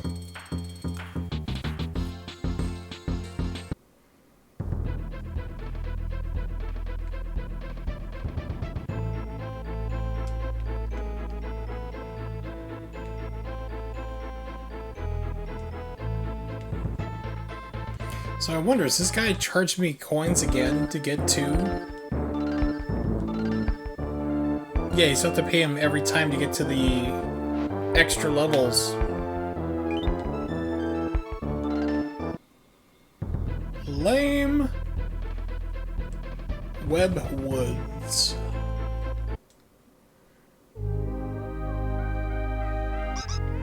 You're also reusing a lot of music in this game, too. It just seemed to me like Donkey Kong Country 1 had more original tracks, so that you could just be just me.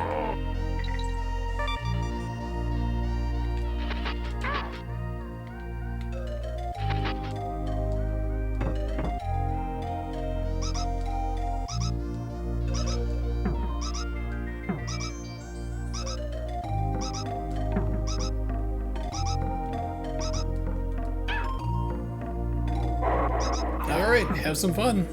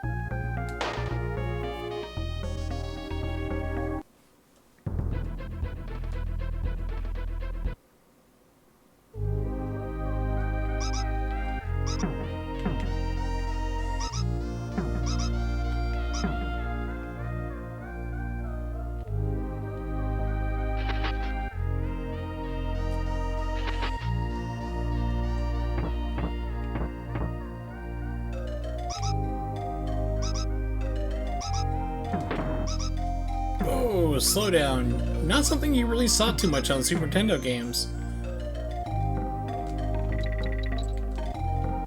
Okay, so that is a death pit. I was thinking, maybe there's something right there? Yes. My imminent demise.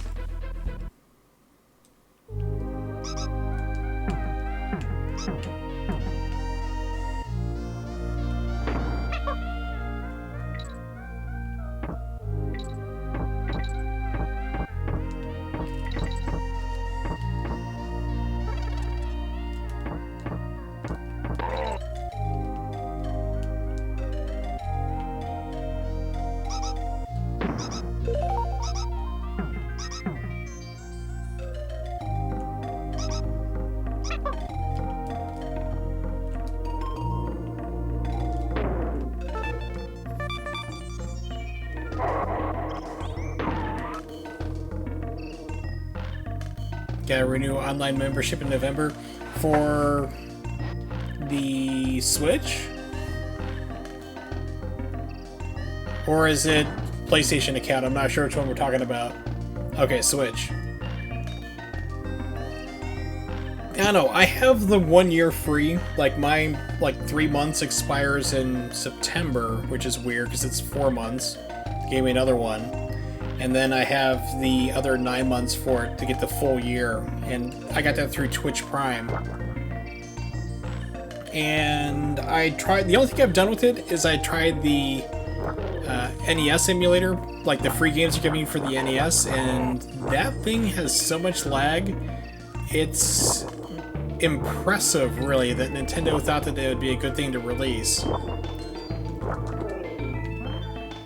Like, oh yeah, people won't notice, and apparently they don't, but it just bugs the hell out of me when I play a game that's got like a bunch of lag to it. Like input lag, and there's no real reason for that these days.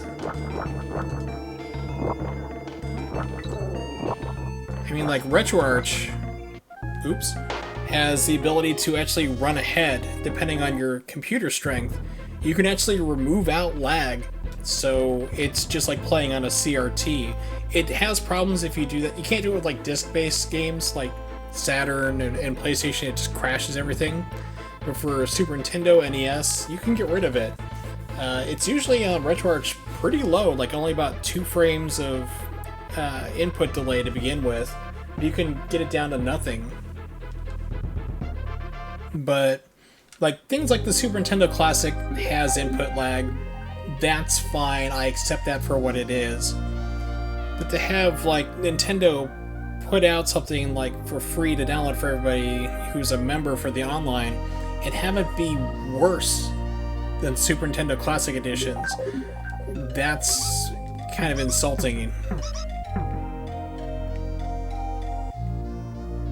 So, I mean, there's really good emulator code out there. You can get down to 2 or less. It's not hard. And they just kind of went the whole cheap route, which is not really too surprising.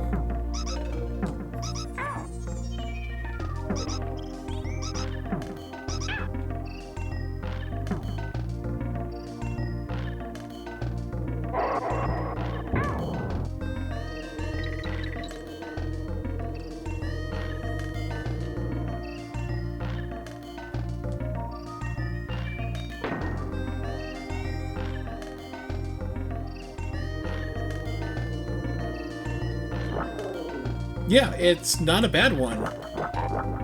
I mean, a lot of NES emulators now are pretty good. But I mean, you can still get a lot of them that have very reduced down input, like input lag. And the Switch was just stunning to me how bad it was. I was estimating there's probably at least 6 or 7 frames of input lag on some games, which should not be a thing.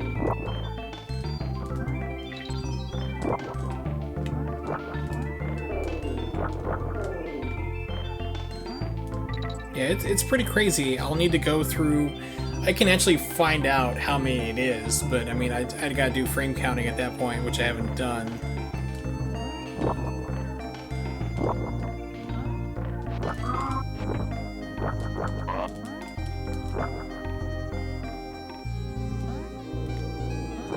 Is that what this guy's called? Because I have no idea. It's like, Spider Guy. Got it.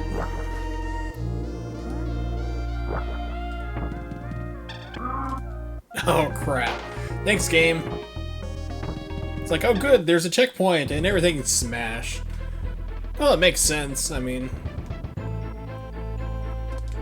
he's got them sneaky sneakers.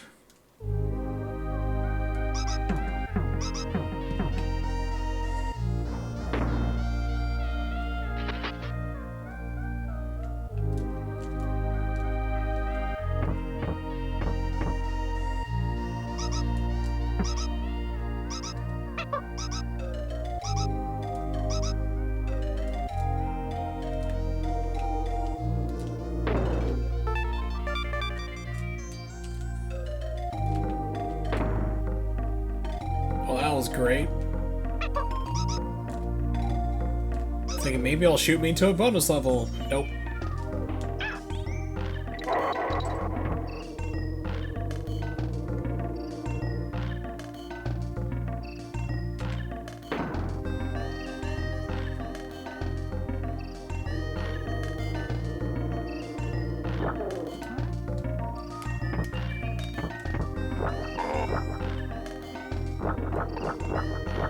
Oh, cool. You can actually aim it. I did not know that. I should probably take a look at the instruction manual that I have for this game. That might help things. Potentially. Not guaranteed. Speaking of emulation, like you can see like that layer of fog.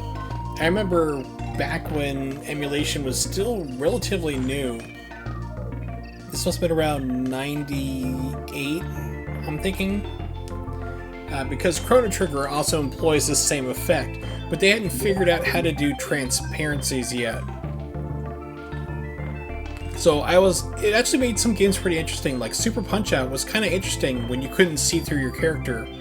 So it seemed more like a real, like a better boxing game. It was kind of interesting that way. So you had to be really careful of low blows because they were kind of harder to see, but not impossible. So I thought that was pretty cool.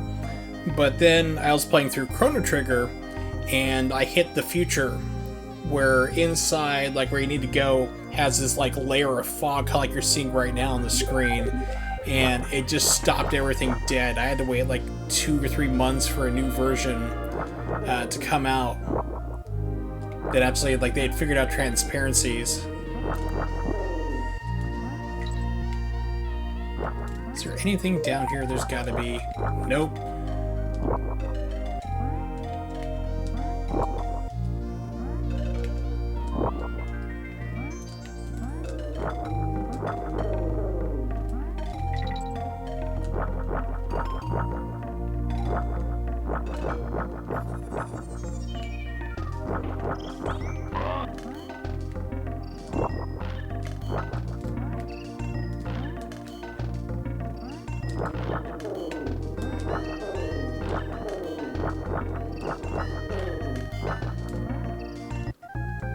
Oh, I couldn't quite see the ground there. I thought there was something solid.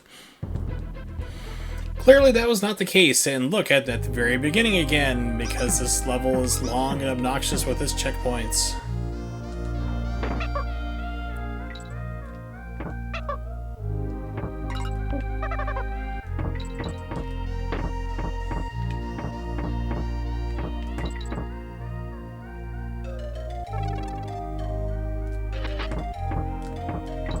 Yeah, I think you can pull it off. I'm not sure. I think you can do it on the Switch. Because I don't really take it out of the dock mode. So the only time I did was to get the cheat codes about a week and a half, 2 weeks ago. Yeah, it's just a shame that there's not a way to do that with the PC version. Although... oh, you could do it on emulator.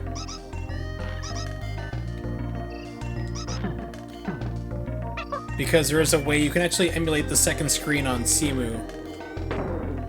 So you can definitely do it.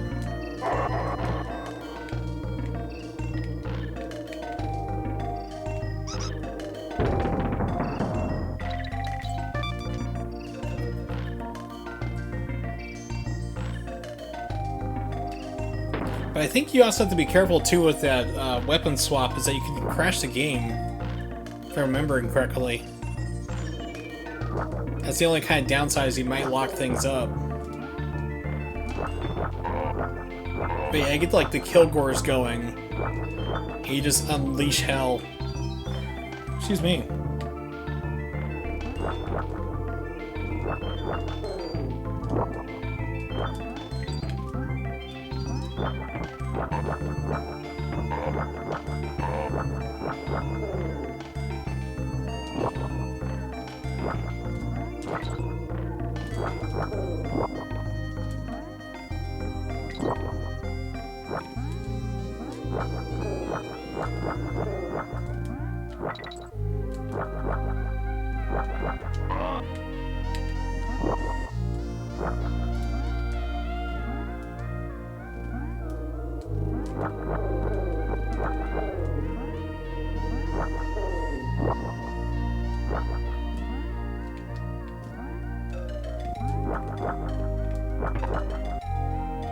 Alright, finally, freaking checkpoint.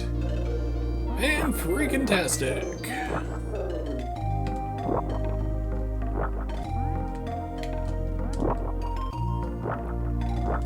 That's probably too high.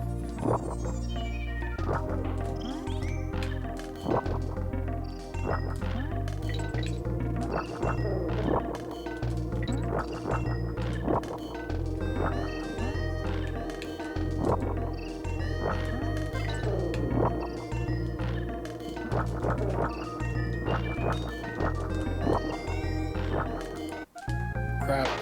Unfortunately, like, there's no warning for how long that's gonna last. Like, if it had been flashing or something, I think that would have been like a better option.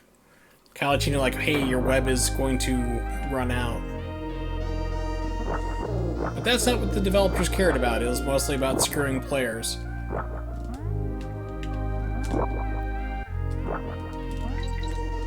Wow, I'm surprised I made it.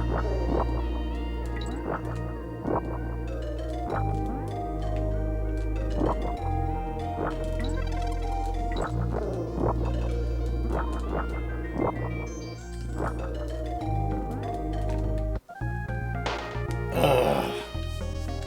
God, I hate this game.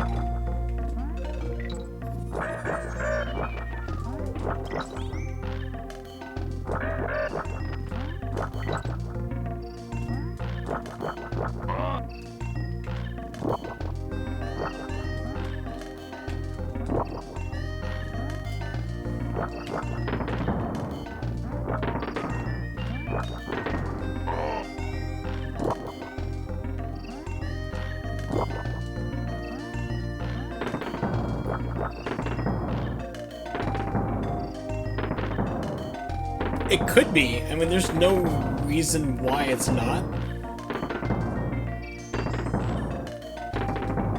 Any game can technically have them.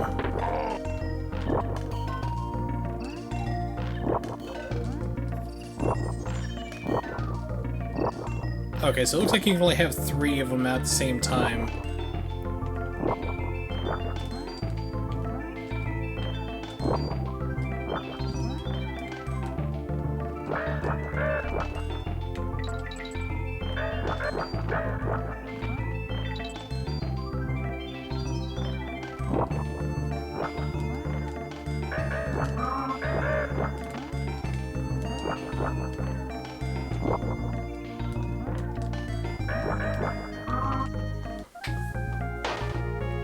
Man, this is, like I said, let's talk about like long levels.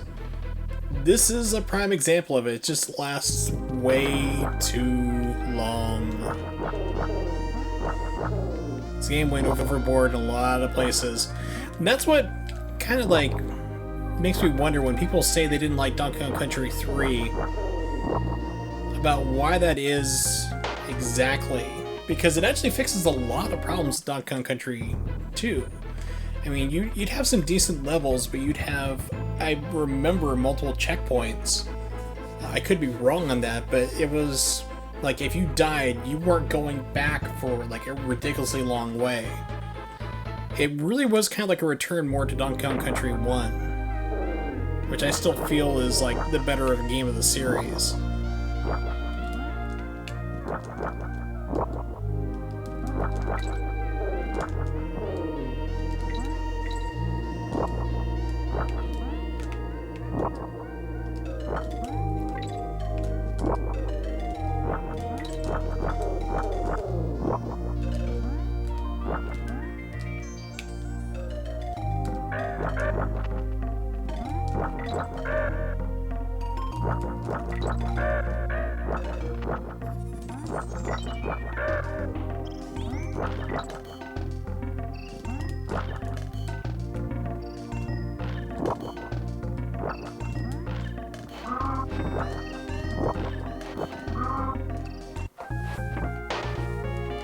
No way to know that guy was there until you leap. Oh, God, I hate this game.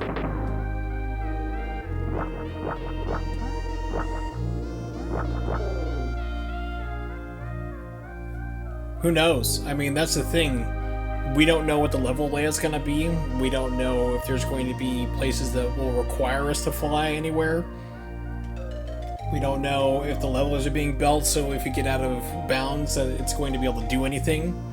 Too many variables that we don't know about yet, really. So we really can't really speculate on like what's going to be great. You know, if it's in the game or not. We just don't know.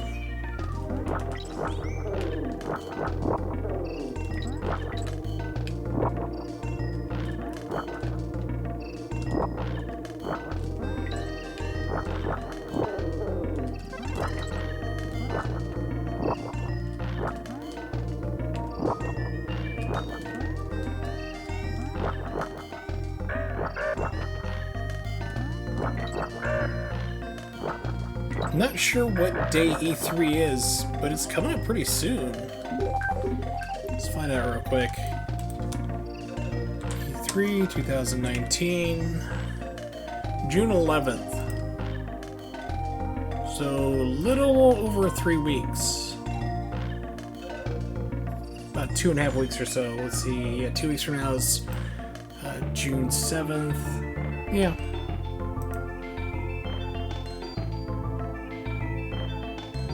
We're already starting to see a lot of stuff leak out too, which is kind of annoying. So, I mean, E3 used to be where everyone would show stuff off, but now you're having companies go, yeah, we're going to be at E3, we're going to be showing this game.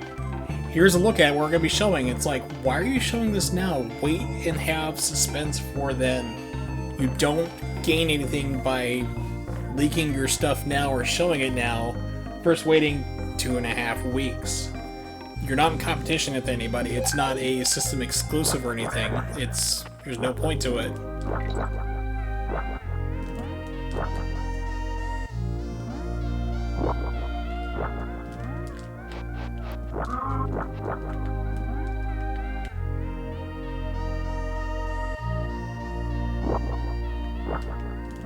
Which one's the chapter 10 skip? Because we got too many skips just lifting off of a chapter, unless it's like 8 or something. I really can't remember off the top of my head. Especially with Beta 1, because it's been a while since I played that game.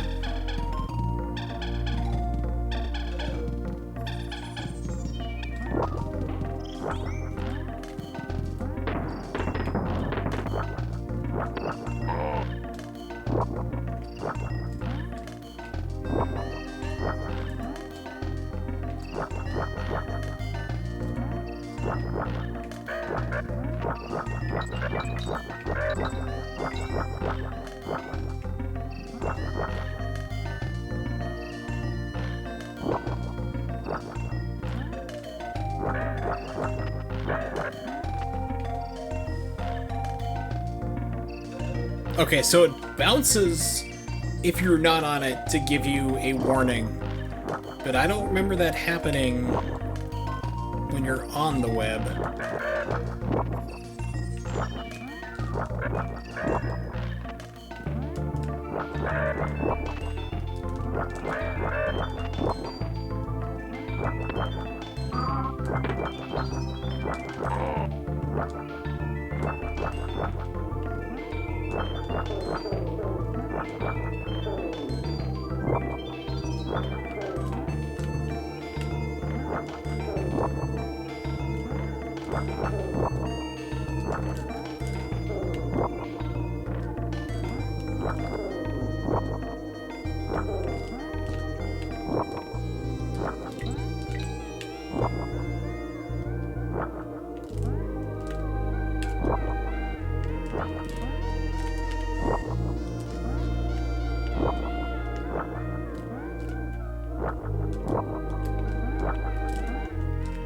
It's like, please let me up there.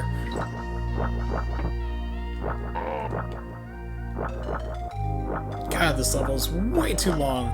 Yeah, the ruins can't get hurt. Found that out real quick.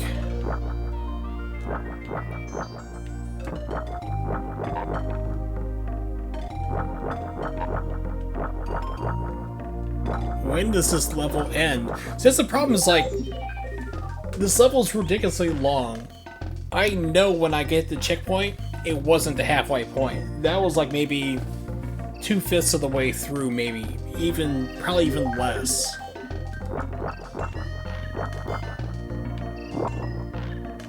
This level lasts way too long.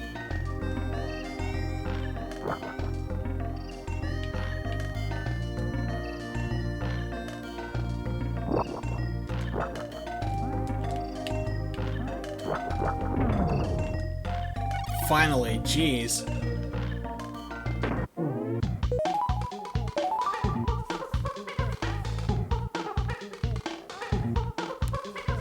Yes, that save point had to be at least maybe 2/5 of the way through that level. Alright, so we're finally at the boss. We're gonna hit a save, so that way I don't have to do all that nonsense again. And mostly so I don't have to subject everybody to watching that again, more importantly. Okay, leave the college.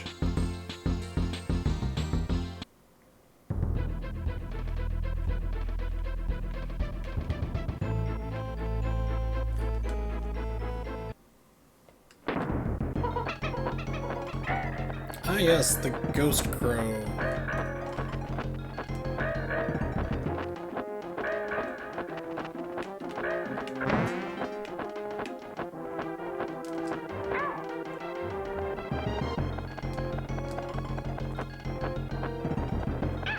Okay, I have no idea how to fight this guy, so be interesting.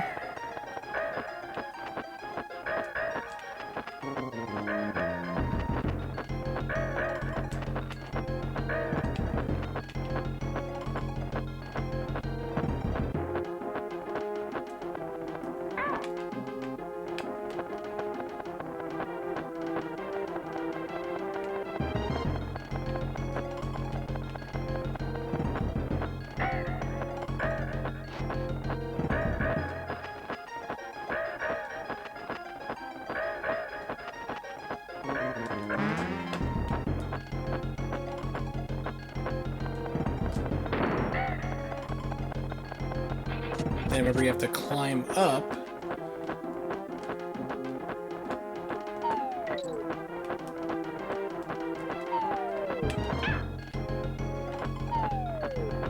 Yeah, remember this boss fight being super cheap.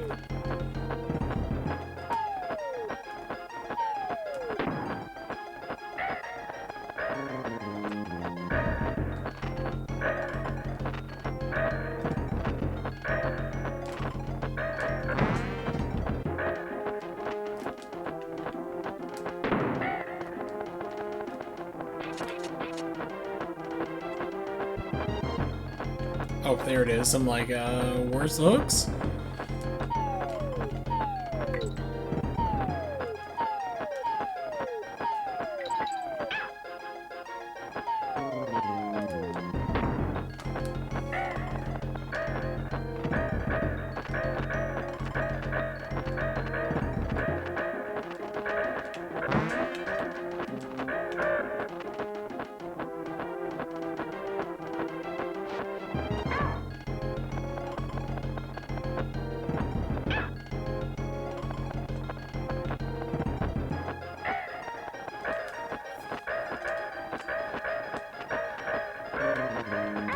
You can jump on those things? Really?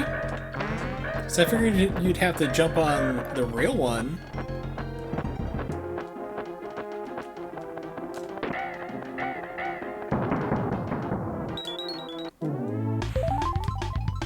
So I figured like the ghost ones would hurt you if you hit them, since I kept jumping all over them. Alright.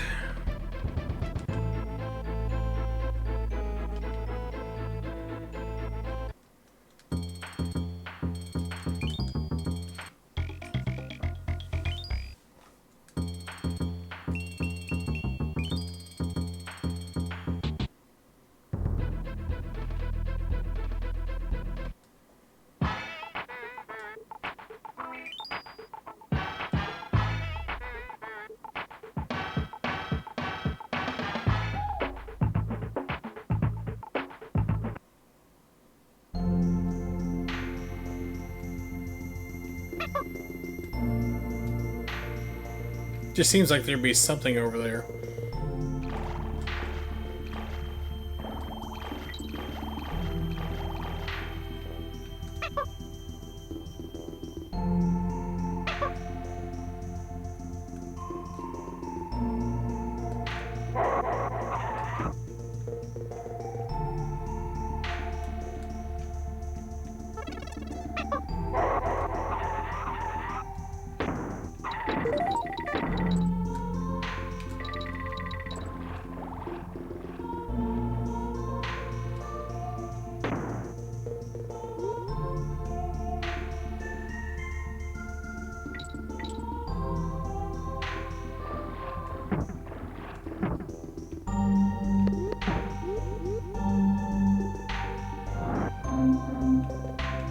fugu pufferfish, which I have had before.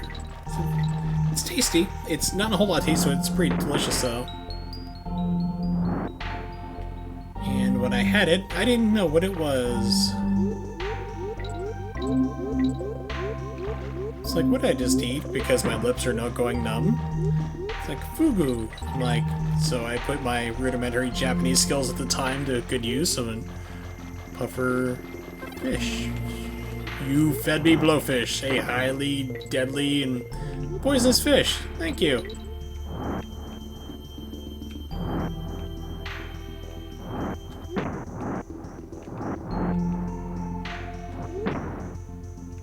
Yeah, I actually managed to find one of these guys in a level. I'm not sure if you're supposed to have them or not. On guard. Yeah, I know what you meant. It's close enough. But, great. So I didn't know if you're supposed to have them in this level or not. I'm guessing so because it's killing me instead of just, like, reverting back. Because there's been a lot of levels that where I'll come across a sign saying no snake or sneakers or whatever, and I'm like, I didn't even know they were in the level. Yeah, so apparently you're supposed to have them.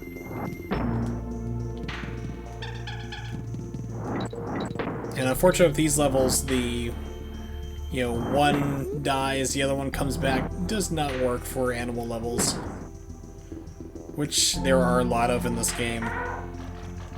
Oh, thanks for, you know, not stabbing in the face like you're supposed to. Good job. Very, very helpful in a not helpful way.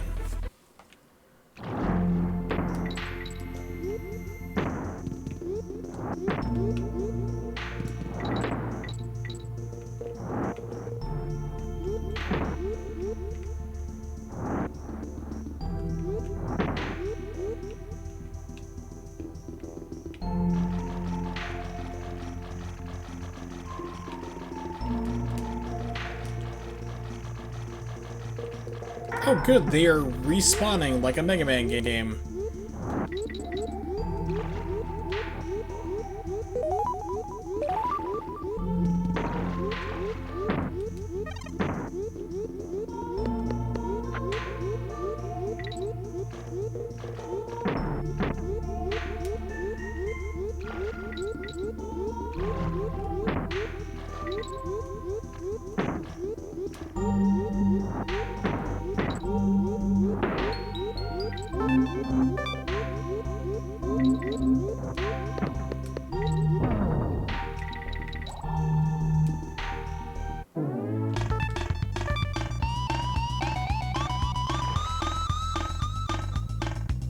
Well, it looks like my strategy of just going full out crazy worked, so I'll take it.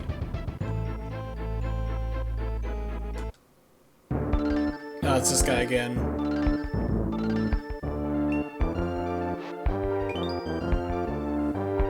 I have no idea what it's gonna do if I safe fight him. Let's do it. Oh.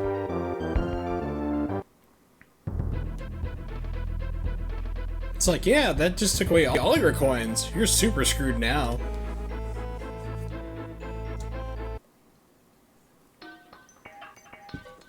Alright, this looks like another vertical level, and that was not intentional.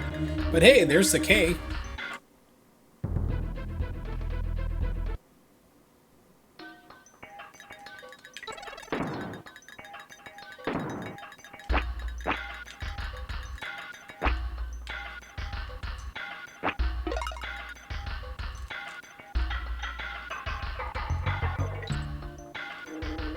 Oh yes, this level.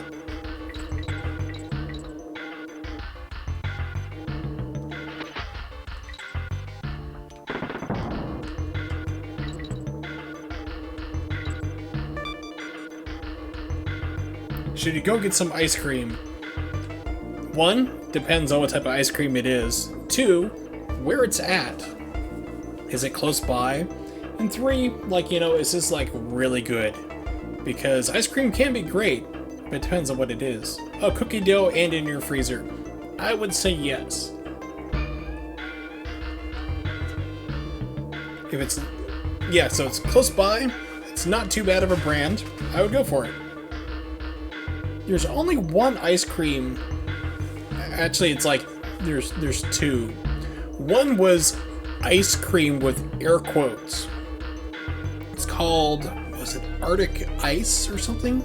Let me Google that. No, Arctic Zero.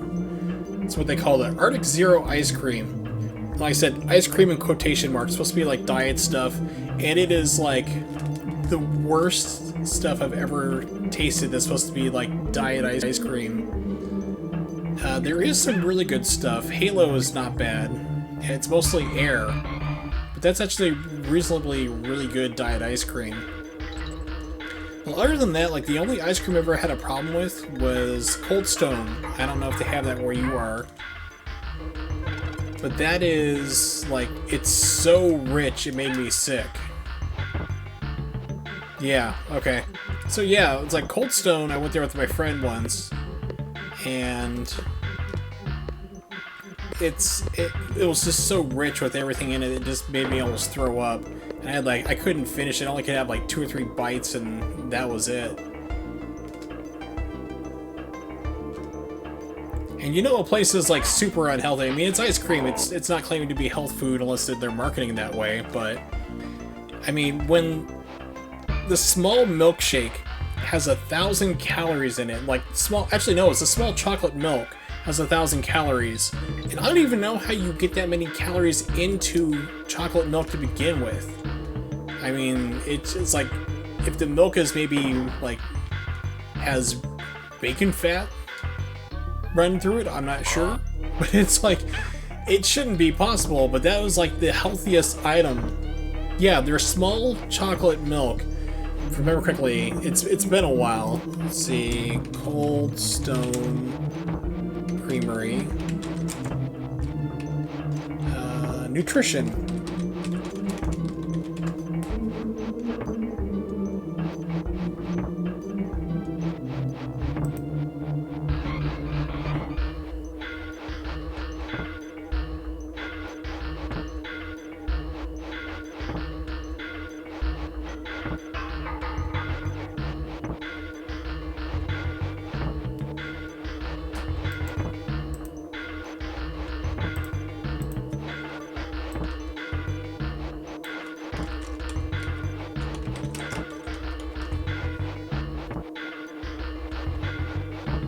I'm just trying to take a look at it real quick, because I remember that being, like, making the news for, like, this is the healthiest thing, and it was, like, a small, and it was just bonkers for the calories.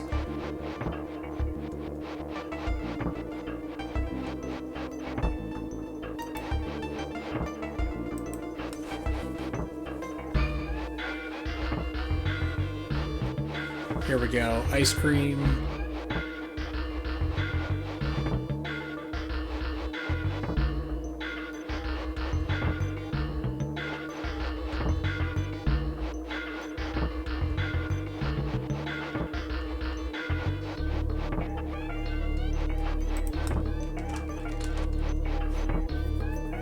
Okay, so yeah, their small milk has 760 calories in it, which is only 12 ounces.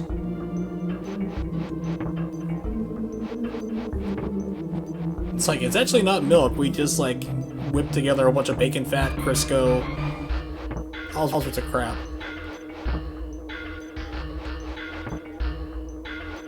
I don't even know how that is, like, even possible. It boggles my mind. Oh yeah, Tillamook, or Tillamook, or I can't remember how you say it, but yeah, I've heard of that brand. It just took me a moment to process it in my brain. Like I said, I'm a little slow today. Or most days, technically. Oh yeah, it's been a while since I've been up to Oregon. I don't expect to be, but if it is, I will definitely let you know. Alright, let's cheese it. Almost killed me by the cheese.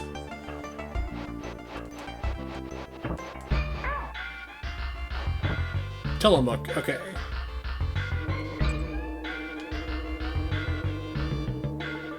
I have like too many languages running around my brain, so it's like, how do I pronounce this? Let's offend somebody and do it completely wrong.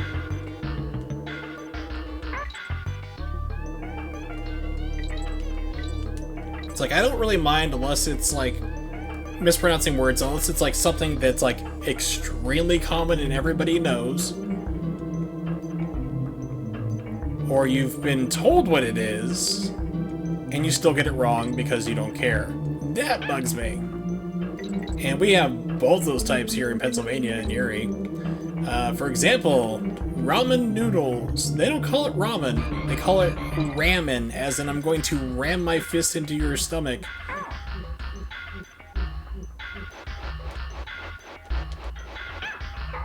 And you tell them, they're like, no, it's not. It's ramen. It's like, guys, in Japan, lived there for a while, and everybody knows it's ramen, so yeah. Same thing like jalapenos, they call them jalapenos. Guacamole is guacamole. I mean, like Futurama even did that joke, and they seriously call it guacamole here. Hey, save point. Thank you, game.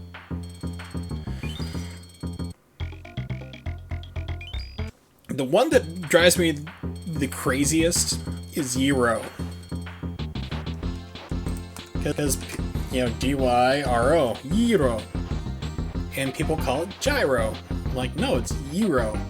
Well, how do you know? It's like, because where I used to live, there was a big Greek community, and they'd have a big festival, and you definitely knew how to order everything. It's like, I'd go there, I'd drink Ouzo, Kio. Oh man, I love Kio, and I can not find it anywhere. Kio is a beer that's actually not from Greece, it's actually from Cyprus. But man, that is my favorite of all time, and I can order it, but they only sell it to you by, like, the pallet. I'm like, oh my god.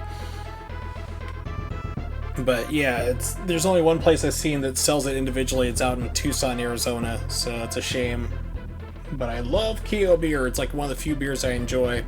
But yeah, it's like in every mid-September, right around my birthday, out in Tucson, they have this big Greek festival, and it lasts for about 3 or 4 days. And I mean, you get everything there. It's like gyros and fried calamari and just the whole shebang, and everybody's drunk, there's music, it's like 100 degrees, but you don't care because you're just having a blast. Real baklava, which is like just dripping honey everywhere. It was great. It was one of the things like I looked forward to every single year going to. Oh god, this level. Even speedrunners do not like this level. Actually getting pretty close to the end of the game, which is kind of surprising. Oh, I'm sure I can break the game somehow.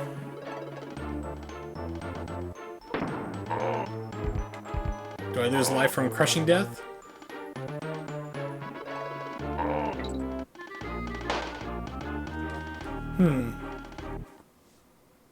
I don't know how to do the invisible barrel glitch. What I am going to do is I'm going to save the game. I'm going to turn off the Super Nintendo and turn it back on again. Code Masters. I'm going to make sure that I put in the codes correctly, because I'm pretty sure I boffed the Infinite Lives one. Yeah, so the game was saved. It's all good. Even if I didn't save it there, it's still fine. Alright, so master code, which gets past the lockout code. So I mentioned this earlier,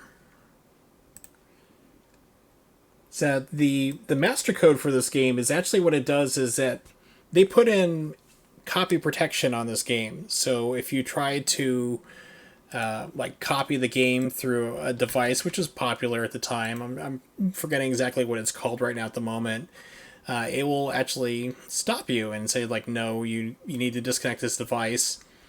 and the master code you put in goes through and wipes it out. Halfway done downloading. Excellent. So, if you don't put in the master code, this is the message you get. Either irregularity has been detected, turn it off, wait 10 seconds, turn it back on. I've seen this happen with the dirty cart. But earlier today, I was messing around with it, and I actually got one saying, this game does not operate with a copying device attached to your system. Remove the device, like it became this warning. And I've actually had that happen before on my Japanese copy of this game. It wasn't clean. I just got it off of eBay. As you can see in the picture, you can see I have it plugged directly into the Super Nintendo, but I got that message. And I think it was Solveron, a guy I know, actually posted it originally. He put it on Reddit asking about what it was. All I had to do was clean the card and it fixed the problem.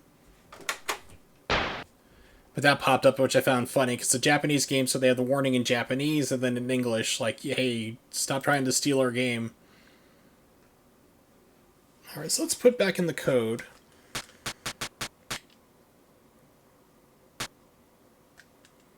Yeah, I really don't know Reddit, so... Hey, Nimix! What's up?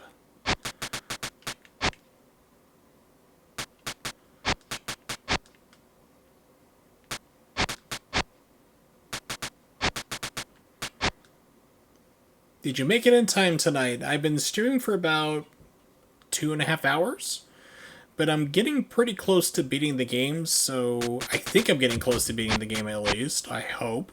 Fingers crossed. So remember this level I was at, coming very close to the end. So I might be beating this tonight. With the assistance of cheating. Thank you, Galoob and Game Masters, Codemasters, whoever you are. 6D, 8D, C, 33E. How's my back doing? My back is killing me today. I had my back injection on Wednesday. So it usually takes a couple days for it to start getting better from the injection. But there's also, I can feel rain coming. So it's either still trying to take effect with the steroids that they've put in there directly into the joints, or if it's just the rain screwing it up. Because I have what I like to call cripple weather forecast. The more crippled I am, the worse the storm's going to be. Which means I should have been like a weatherman. No, for your cripple weather forecast, we go to Ken. What's the weather like? It just cuts to me like in a coma. They're like, oh god, a flood! Head for high ground! Alright, let's see. When last Kong hit, switch out. So the reason why I had to restart in a mix, because I know you're just coming in right now, was cheating, of course, with the Game Genie, but I think I put in the Infinite Lives code wrong, because it didn't seem to be working. So I was like, well, it's a good point, just hit the save point, let's put in the codes again. And drop the controller in the process. Excuse me. Alright. Nope, going backward, wrong button. Now let's see, that was Infinite Lives 5B. I think that's B, let me look closer. Bravo, yes. Okay. Then...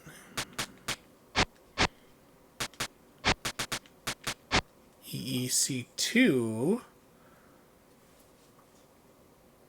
1A, 1D. Unfortunately, the Game Genie only allows for 5 slots. It would have been cooler if you had multiple ones. I know, like, the later versions, like the Game Shark and so forth, would actually support more save states, like more things to change around. Yes, you're actually able to go back and delete a letter, thankfully, if you screw one up. I think you can use L and R to navigate around, but I remember, like, if you messed one up, if you were putting like 5 like that, if you messed up on the first line, you had to go all the way back just to clear everything out. So, you made real sure to double check your work. Oh no, this means that I've also lost all my coins I grabbed before.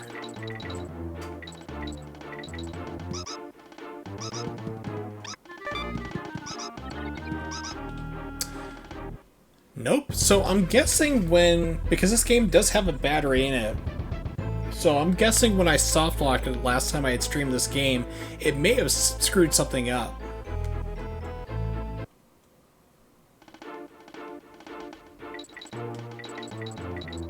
Because Infinite Lives does not seem to be working.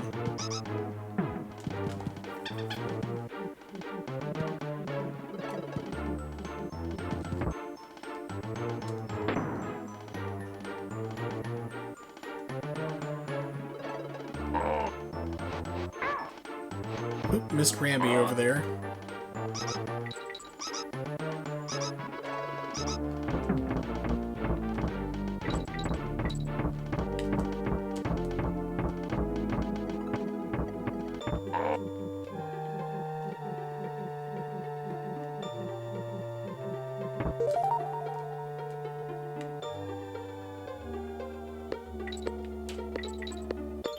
I remember hating this level a lot when I first played this game. Like I said earlier, like, even speedrunners hate this level. Which sounds like a clickbait article. Speedrunners absolutely hate this level. Number 3 will shock you.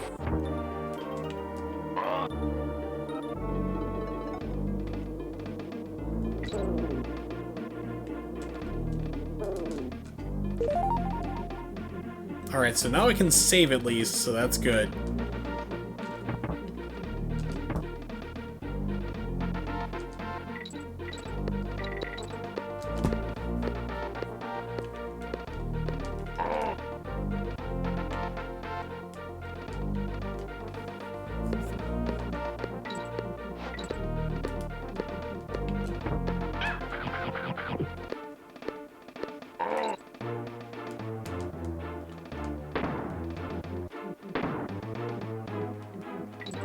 It's so weird to see slowdown on Super Nintendo. Didn't really happen a whole lot.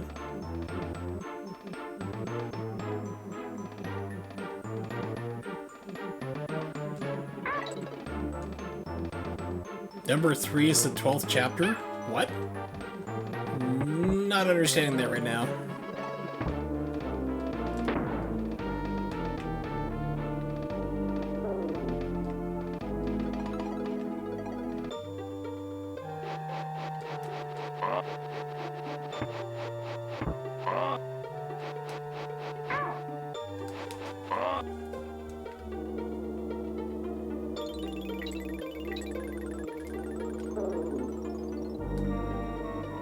Yeah, but I'm not understanding how number 3 is the 12th chapter. It's something probably going way over my head. Like I said, I'm having kind of a brain fog day, so...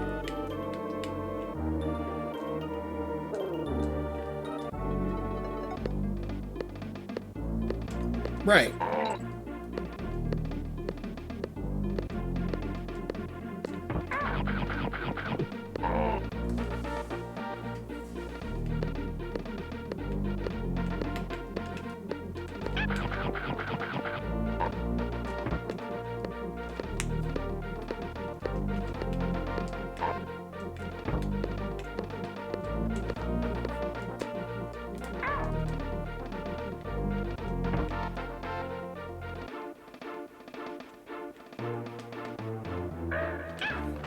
It's like, it's just me or she, like, presenting Nintendo the early lewd years.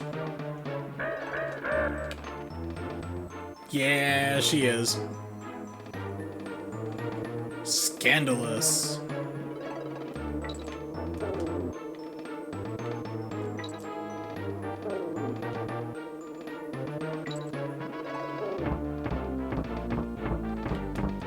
Presenting.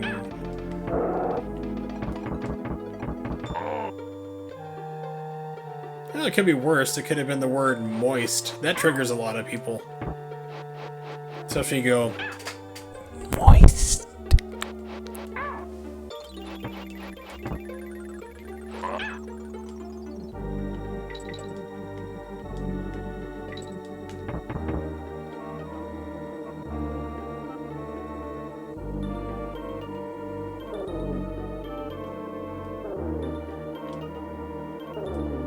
Oh, there we go. Got Nimics.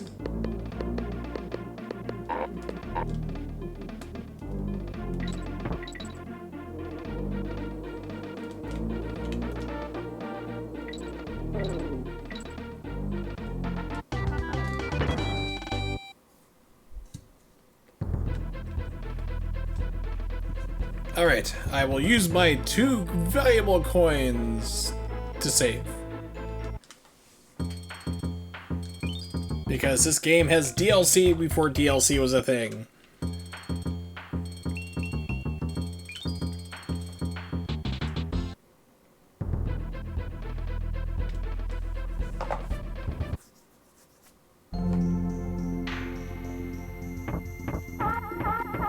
Oh yes, the vomiting seal.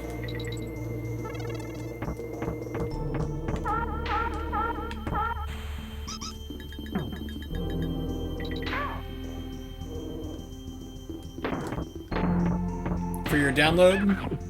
Oh, that's great.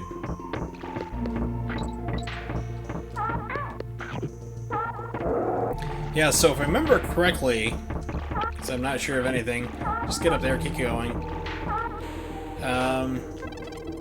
I know that, like, in Europe, that the Final Fantasy remasters on Switch were...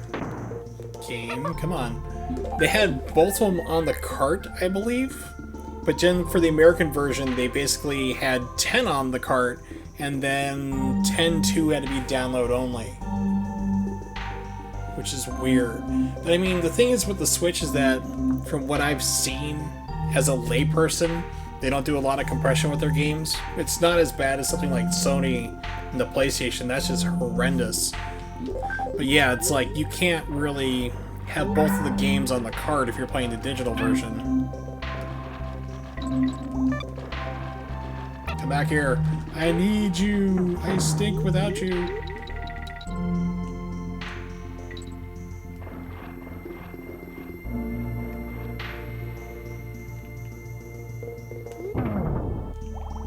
Oh, banana, sure, that's just what I wanted instead of lives or something really worth it.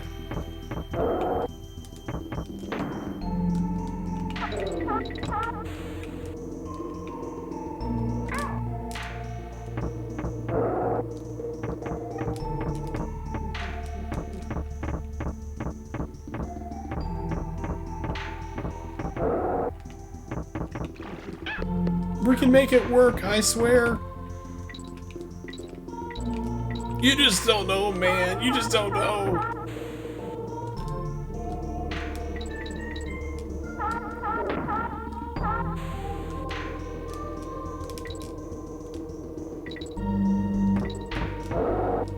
Man, the hitbox on those guys.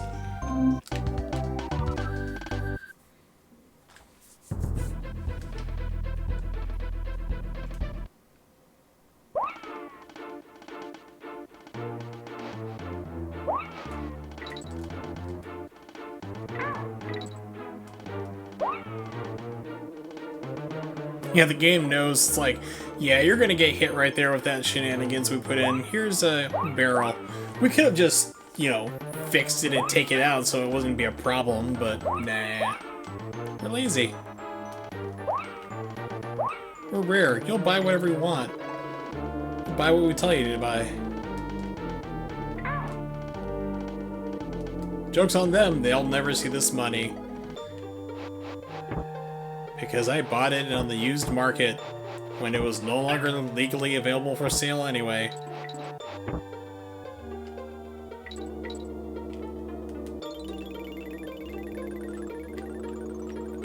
Take the hit.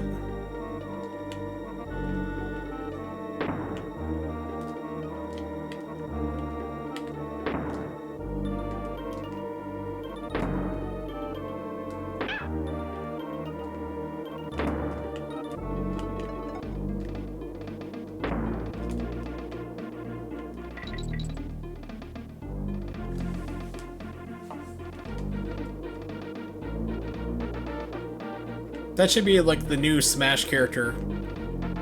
Forget King K. Rool, forget everybody else. Stripper Kremlings. They have been underrepresented for far too long.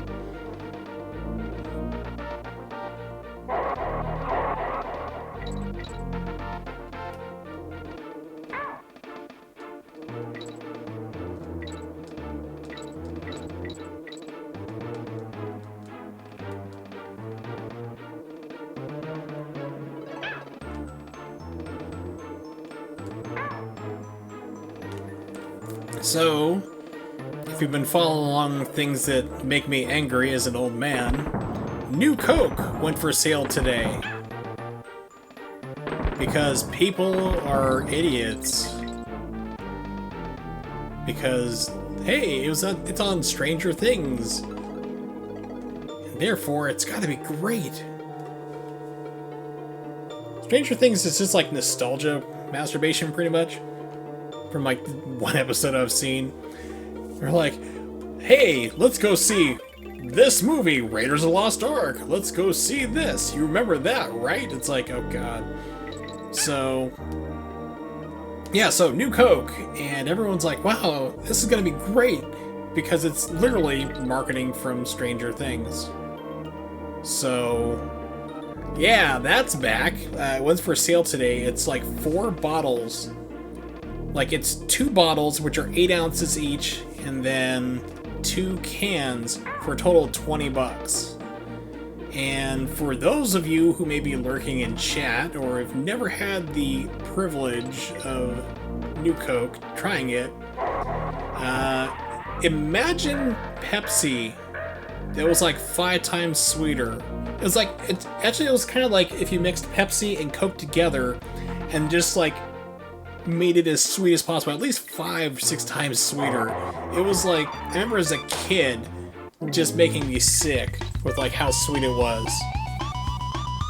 Ever heard of a lurker moderator? Yeah, I've done that.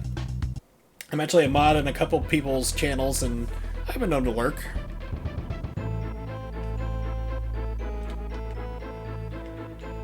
Alright, so I can't think of any levels that have coins for me to quickly farm at all. This would be a good time to fly out. Well, maybe he'll give me one free. I doubt it.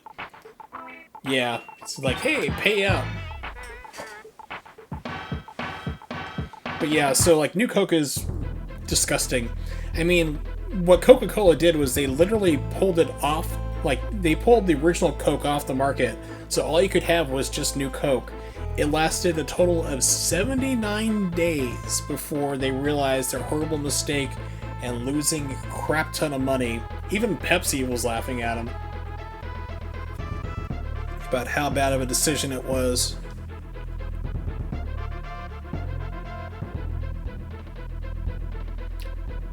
Just trying to remember where there were coins at, so I can go and build up some.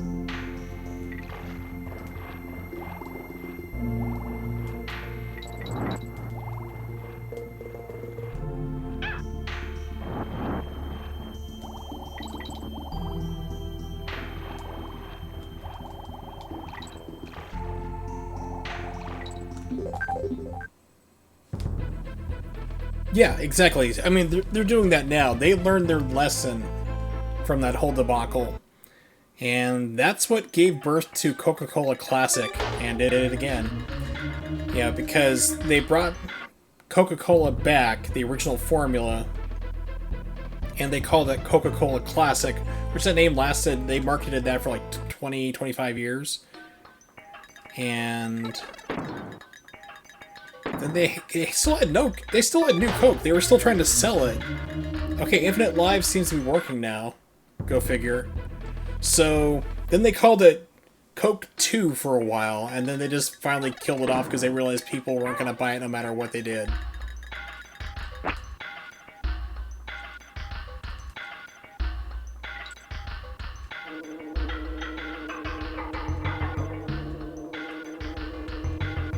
Stranger Things? Yeah. I was not impressed with the show, but like I said, I'm a grumpy old man, so... Alright, so this one I can farm some coins real quick. Not too bad. Yeah, exactly, Nimix. And everyone who's, like, excited for this was clearly not alive when New Coke came out. I mean, it's clear. It's ridiculously obvious, and everyone's getting hyped for it. And it's like, you clearly were not alive back then. It's like, you have no idea what you're talking about. It's like, this is not a good thing. It's expensive. It's a marketing gimmick for them. And, like I said, it's literally like you see everything. It's like it's only existing and coming back because of Stranger Things. They decided to write it into a plot. And they actually went to Coca-Cola and said, hey, let's... Remember that horrible disaster that cost you guys millions of dollars and lost stocks and advertising and everything else and ruined your name for years to come? Want to be in an episode? So yeah.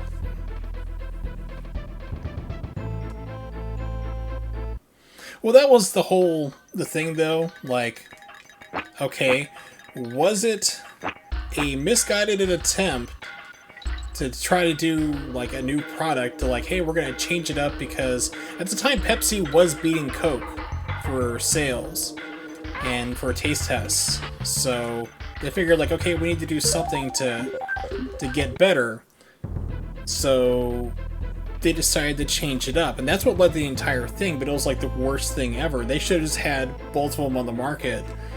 So after 79 days they reversed course. Coca-Cola Classic was reintroduced. Everybody was happy because now you could get the normal Coke that they were used to having forever. But then people started wondering, was this done on purpose? Because when they came back and started having just the Coca-Cola Classic, their sales went through the roof and continued to go through the roof for like a while. So the question then was like, did they do this entirely on purpose? Yes, exactly. Save. I was thinking like, I better save before I do anything else here. Squad streaming is like, you can have multiple windows open of the same thing. I'm trying to think of what it's called. I've seen it before, which was handy for Evo. Which is where you can input different streams together and you can pull them up on one window. So if you're watching a competition, like, let's just say we'll use Maximilian Dude as an example. He'll go through and he'll play Call of Duty Black Ops 4. And he'll play with, like, his friends there. They're all on their own PS4s. So what you can do, instead of just watching his screen and hearing everybody else talk about what's going on theirs, they'll have like the squad, so everyone's joined into one link, so you can go to that link and you can see everybody's screens, all their Twitch feeds at once. So you gotta have good internet, so that's number one. But it's handy for things like that, and definitely during Evo, if you want to see more than one tournaments at once.